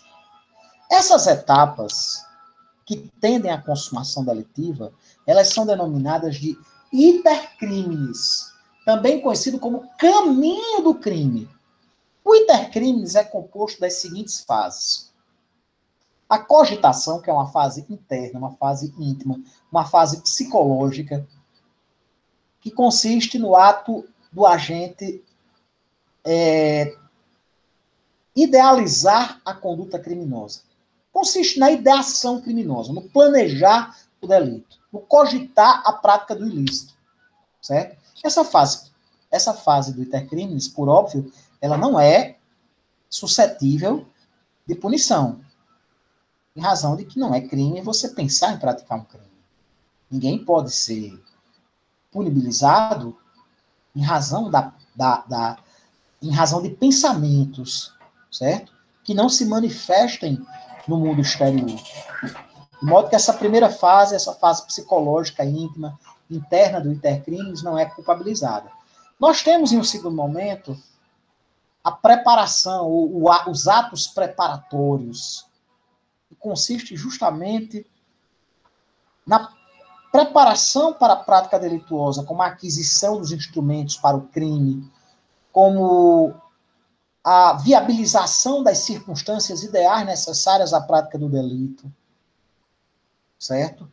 A preparação, os atos preparatórios, em regra, também não são puníveis, salvo quando importarem na prática de uma conduta que por si só já seja criminosa, como é o caso do porte ilegal de armas. O sujeito adquire armas para assaltar um banco, certo? No ponto de vista do crime de roubo, não há a prática de nenhum ilícito, certo? Há ilícito do ponto de vista do porte ilegal de arma, certo? Mas considerando o delito de roubo, não há a prática de nenhuma conduta criminosa. O intercrimes começa a se enveredar por um caminho em que há a possibilidade de se punibilizar o agente quando ele vai para a terceira fase do intercrimes, que é a chamada execução. A execução, e aí nós temos uma discussão doutrinária muito aprofundada, que no momento oportuno, em uma das nossas próximas aulas, inclusive, eu vou tratar, mas a maioria dos doutrinadores entende que, que a execução ela começa quando o indivíduo começa a praticar, quando o agente começa a praticar o verbo nuclear da conduta, certo? Subtrair, matar, constranger, certo? Claro que a execução, ela poderá ser bem sucedida ou não. Poderá haver a consumação delitiva ou não, certo? A consumação é o último estágio do intercrimes, a última fase do intercrimes, certo? A consumação, ela consiste na situação em que todas as elementares do delito estão perfeitas e acabadas, em que consumou-se, a depender do crime, com ou sem resultado naturalístico, aquilo que o tipo penal referenciou, certo? Naquele determinado dispositivo penal, aquele determinado dispositivo da norma penal incriminadora, certo? A execução, ela pode ser frustrada, e aí nós temos o fenômeno jurídico da tentativa, quando não ocorre a consumação delitiva por fatores alheios à vontade do agente, certo? Nesse sentido, existem alguns crimes chamados de crimes unissubsistentes, certo? Prestem bastante atenção. Que são crimes nos quais a conduta do agente ela se revela através de um único meio de execução.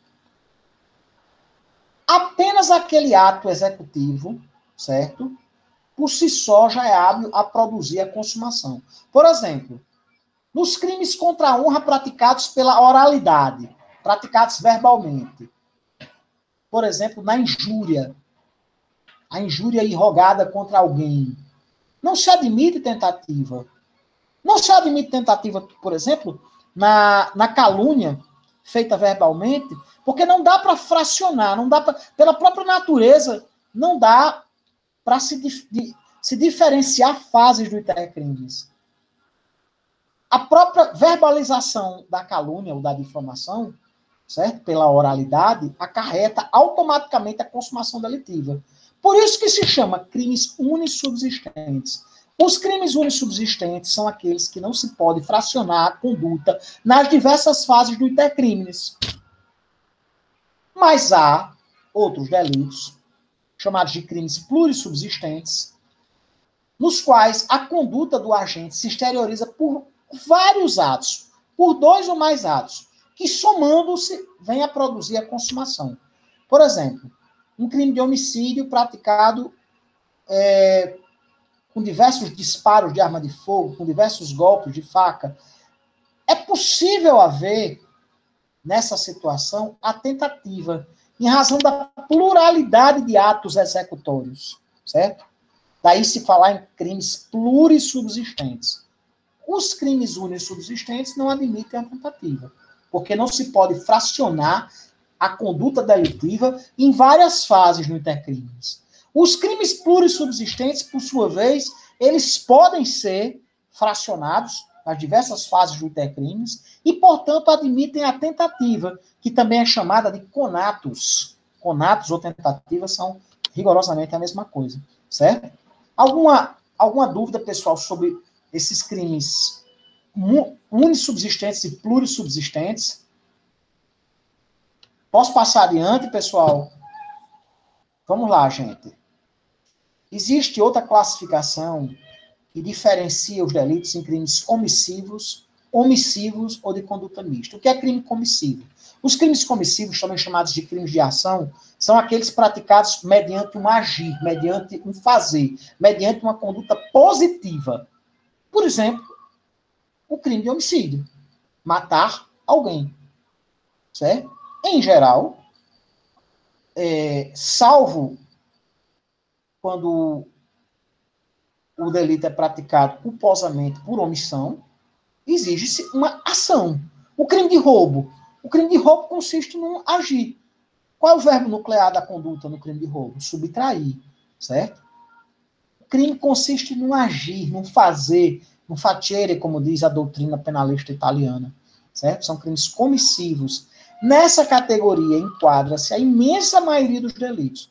A imensa maioria dos crimes são crimes comissivos.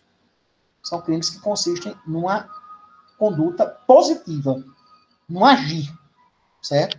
Mas os crimes também podem ser omissivos, no sentido de que a conduta ela pode se consubstanciar em não fazer. Ela pode se consubstanciar numa conduta negativa, de modo que esses crimes omissivos, ou crimes de omissão, lembre-se, crimes comissivos de ação, crimes omissivos de omissão. Esses crimes omissivos, eles são cometidos por meio de uma conduta negativa, por meio de um não agir, de um não fazer, certo? O agente deixa de fazer algo que deveria fazer. Nós temos aqui, nos crimes omissivos, duas classificações diferentes, certo? Nós temos os crimes omissivos, denominados de próprios ou puros, certo? Que a omissão, ela está definida na própria descrição do tipo penal, como é o caso do crime de omissão de socorro, lá do artigo 135 do Código, certo? Salientando que os crimes omissivos próprios ou puros são unissubsistentes.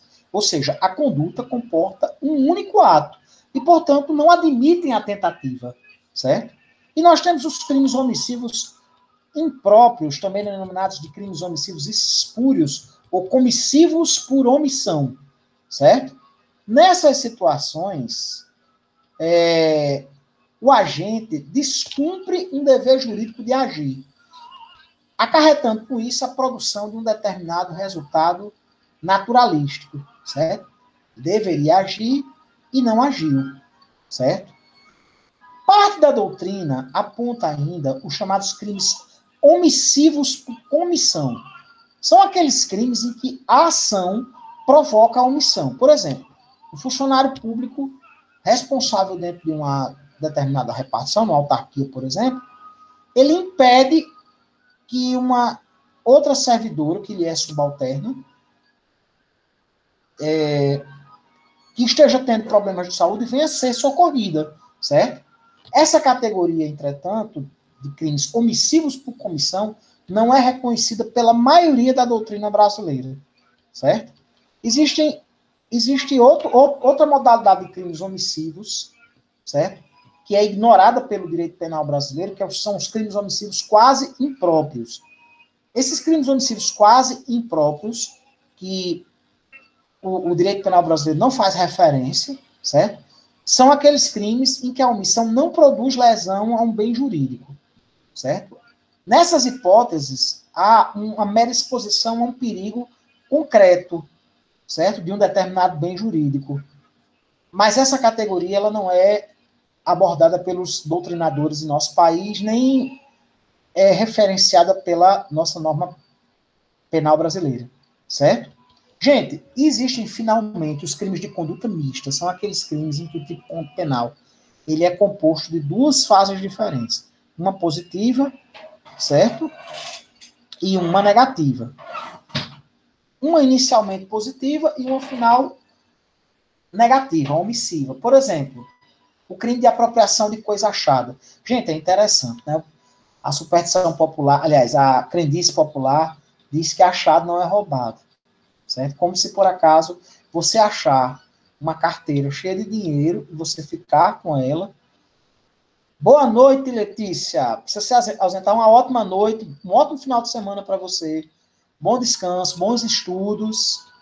Que Deus abençoe, muitas felicidades. Tchau. Pessoal, mas voltando aqui.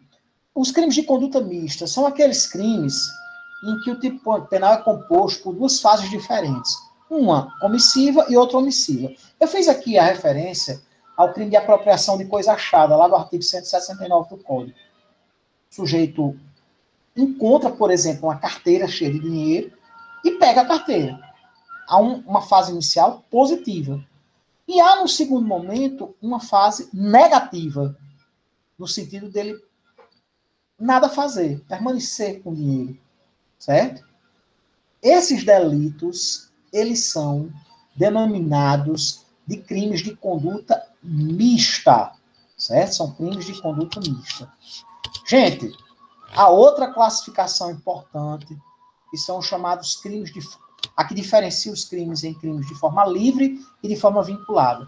Os crimes de forma livre são aqueles que admitem qualquer meio de execução, certo? Por exemplo, a ameaça. A ameaça pode ser feita pela oralidade, quando o indivíduo verbaliza o prenúncio de um mal, pode ser feita através de uma carta, pode ser feita através de um e-mail, pode ser feita através até de objetos, colocar uma caveira na porta do desafeto, mandar uma bala dentro do envelope, certo? Escrever uma pichação na casa da pessoa, vai morrer, certo? Não existe uma forma pré-determinada pela norma penal incriminadora. Daí se falar em crimes de forma livre, certo? Mas há outros delitos que são classificados pela doutrina como crimes de forma vinculada. Por exemplo, eu citei, inclusive, hoje à noite, o crime de perigo de contágio venéreo. Existe um elementar nesse crime que consiste numa forma de se praticar a conduta, que vem a ser, claro, a prática de relação sexual, certo? O crime de perigo de contágio venéreo lá do artigo 130 do Código. Ok, gente? Ou seja, no tocante a essa outra classificação, os crimes podem ser de forma livre, quando o tipo penal não faz referência, podendo a forma com a qual esse crime irá se concretizar, podendo haver a prática por diversas formas, diversas maneiras, e o crime de forma vinculada, quando há uma previsão já do legislador no tocante à prática de uma determinada conduta previamente estabelecida, certo? Como é o caso da prática de contágio venéreo, que exige a prática de relações sexuais e atos libidinosos, certo? Gente, no tocante à ofensividade, no tocante ao número de ofendidos, nós temos, por um lado, os crimes monoofensivos, que são aqueles que ofendem apenas um único bem da vida, certo? O crime monoofensivo ofende apenas a um bem jurídico. É o caso, por exemplo, do crime de furto, no qual se ataca exclusivamente o patrimônio, se ofende exclusivamente o direito ao patrimônio. Por sua vez, existem outros crimes chamados de crimes pluriofensivos, nos quais a conduta criminosa atinge dois ou mais bens jurídicos, como, por exemplo, o crime de latrocínio, lá do parágrafo 3º do artigo 157 do Código, certo? O crime de latrocínio, a rigor, é um crime contra o patrimônio, contra a propriedade, certo? Mas ele acaba, quando há a morte da vítima, certo? Atingindo também o direito à vida. Daí se dizer que o latrocínio, detalhe, não existe essa expressão latrocínio em momento nenhum do Código. Latrocínio é uma construção doutrinária. É uma expressão que a doutrina criou. Na realidade, a nomenclatura tecnicamente mais precisa seria roubo qualificado pelo resultado morto, que é descrito lá na parte final do parágrafo 3º do artigo 157 do Código, certo? O roubo qualificado pelo resultado morto, o famoso latrocínio, ele é um crime pluriofensivo, porque por um lado se ofende o direito ao patrimônio, por outro se viola o direito à vida, certo? Havendo uma pluriofensividade no sentido de que há mais de um bem jurídico ofendido por este tipo penal, certo? Gente, a outra classificação que diferencia os delitos em crimes principais e acessórios. O que são crimes principais? Os crimes são denominados de principais quando eles possuem existência autônoma, própria, não dependem da prática de um crime anterior. Por exemplo, o crime de estupro, lá do artigo 213 do Código, certo? Trata-se de um crime que independe da prática de outro ilícito, certo? Mas há também os crimes acessórios, ou também chamados de crimes de fusão ou crimes parasitários, em que só há um crime se houver um crime anterior. Só existe a prática daquele determinado delito se houver a prática de um ilícito anterior. Por exemplo, o crime de receptação, lá do artigo 180. Só há receptação, certo? Que consiste justamente na aquisição de uma coisa cuja origem é ilícita, se houver anteriormente um furto, um roubo, uma apropriação indébita, certo?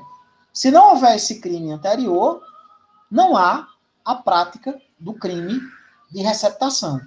A lavagem de dinheiro. A lavagem de dinheiro pressupõe a prática do tráfico de drogas, da corrupção política, de um outro crime para que efetivamente ela venha a ocorrer. Certo, gente? Pessoal, existe outra classe... Posso dar prosseguimento, gente? Pessoal, existe outra classificação que diferencia os crimes em transeuntes e não transeuntes. O que é que diz essa classificação? O que são crimes transeuntes? Os crimes transeuntes, ou crimes também denominados de fatos transitórios, são aqueles que não deixam vestígios materiais. Normalmente aqueles que se praticam pela oralidade, que se praticam verbalmente. A ameaça, o desacato, a injúria, a calúnia, a difamação, são crimes que consistem em fatos transitórios, que não deixam vestígios materiais, certo? Mas há, por sua vez, outros delitos que se classificam como sendo crimes não transeuntes ou de fatos permanentes, porque deixam vestígios materiais, como é o caso das lesões corporais, que evidentemente deixam uma bala em columidade física da vítima, como é o caso do homicídio, no qual há a morte da vítima, certo? Há enfim, a subsistência de vestígios materiais, certo? Nos crimes não transeuntes,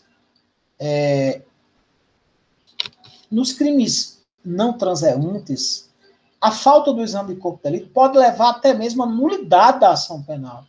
Enquanto nos delitos transeuntes, sequer há necessidade de realização de perícia, tendo em vista que eles não deixam vestígios materiais, certo? Da sua conduta. Certo, gente? Pessoal, a outra classificação que diferencia os crimes em crimes à distância, plurilocais e em trânsito. O que são crimes à distância? Ou também chamados de crimes de espaço máximo. São aqueles crimes cuja conduta e resultado acontecem em países diversos. Como nós sabemos, no tocante ao local do crime, nossa legislação penal adotou a teoria mista ou da ubiquidade. Não é? Muito bem. Nós temos também os crimes plurilocais, são aqueles cuja conduta se desenvolve em comarcas diversas, sediadas, contudo, no mesmo país. Certo? Com relação a eles, o artigo 70 do Código de Processo Penal dispõe que será competente o juízo para processamento do crime, o juízo do local onde se operou a consumação delitiva, certo? Havendo, entretanto, algumas exceções legais e jurisprudenciais. Há uma terceira categoria, no tocante a essa outra classificação, que fala dos crimes em trânsito. São aqueles crimes que somente uma parte da conduta ocorre em um país, sem lesionar ou expor a situação de perigo bem jurídico das pessoas que nele vivem, certo? Mas que acaba vindo a provocar uma lesão a direito em pessoa que vive em outro país. Por exemplo, uma carta que é enviada da Argentina para os Estados Unidos e passa pelo território brasileiro, uma carta com ofensas, com ameaças a uma determinada pessoa. Aqui no Brasil,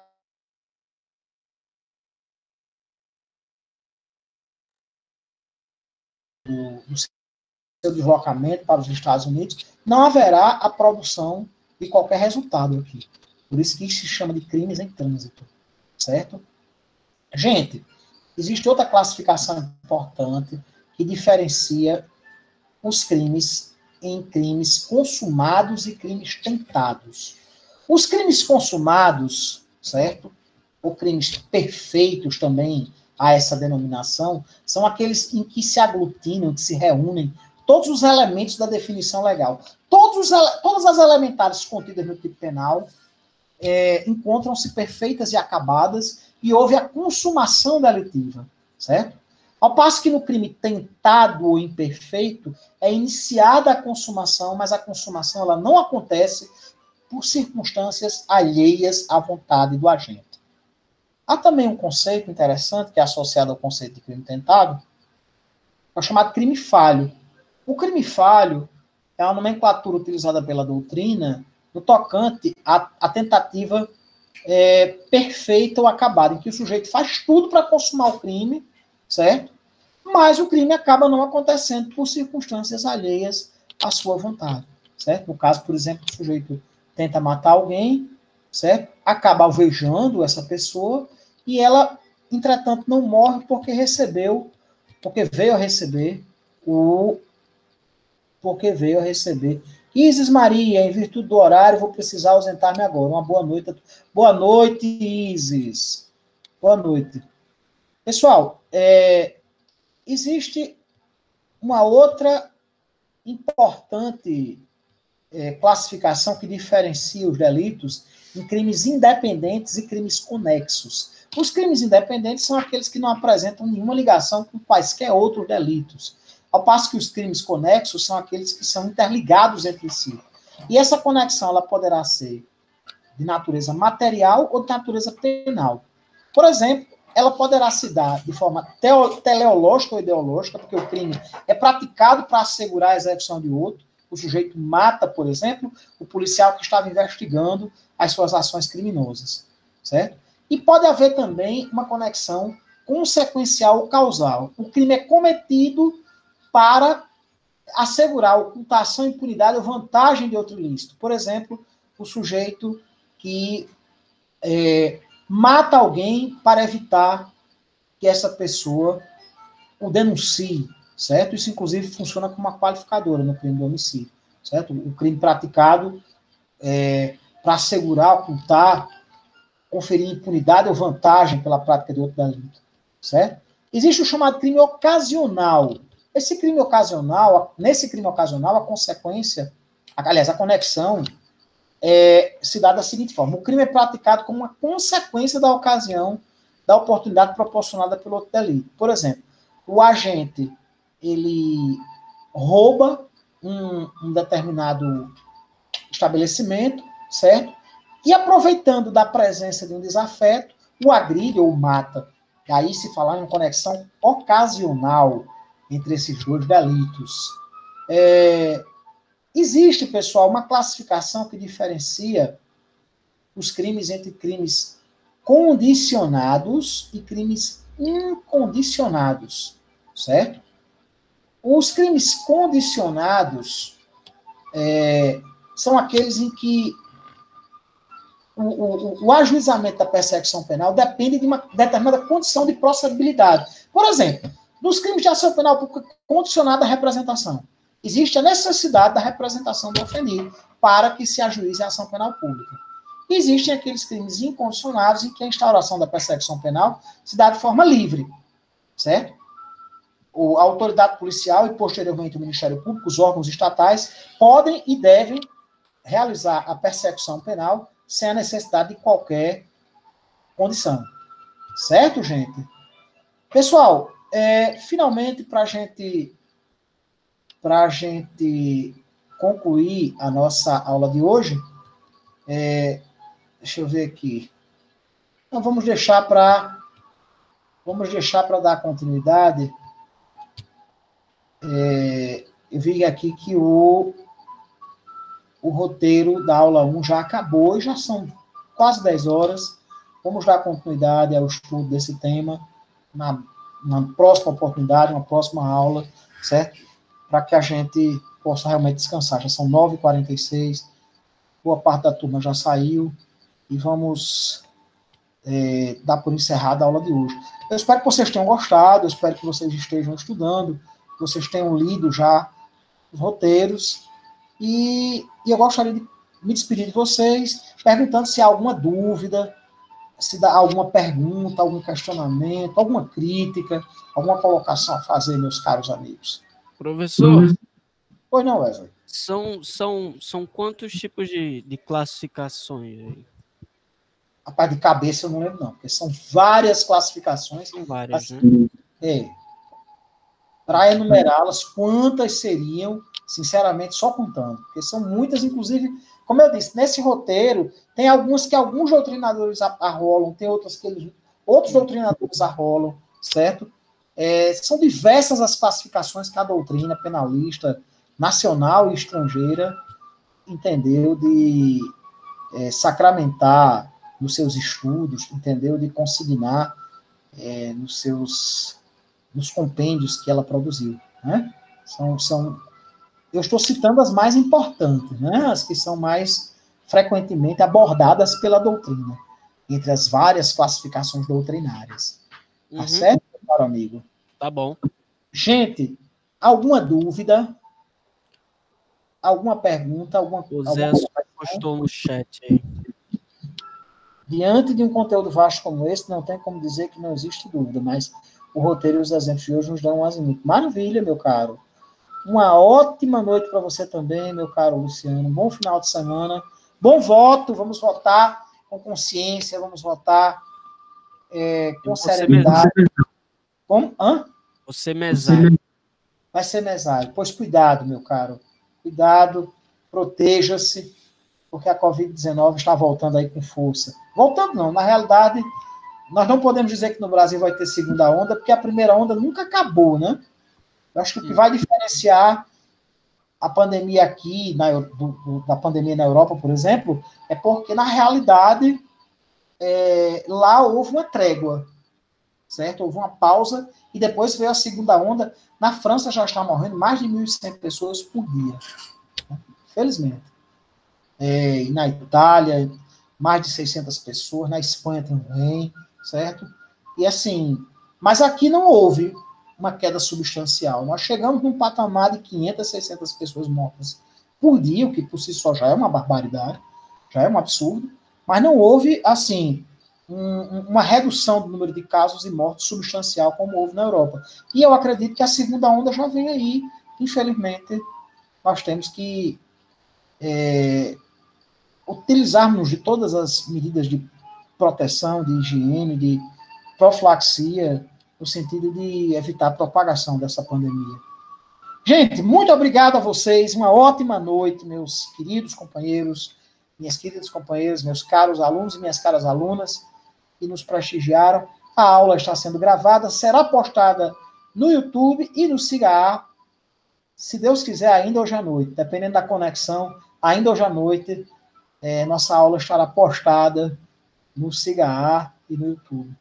Um abraço a vocês, fiquem com Deus, meus amigos. Boa noite, bom voto e um ótimo final de semana a vocês. Tchau, pessoal.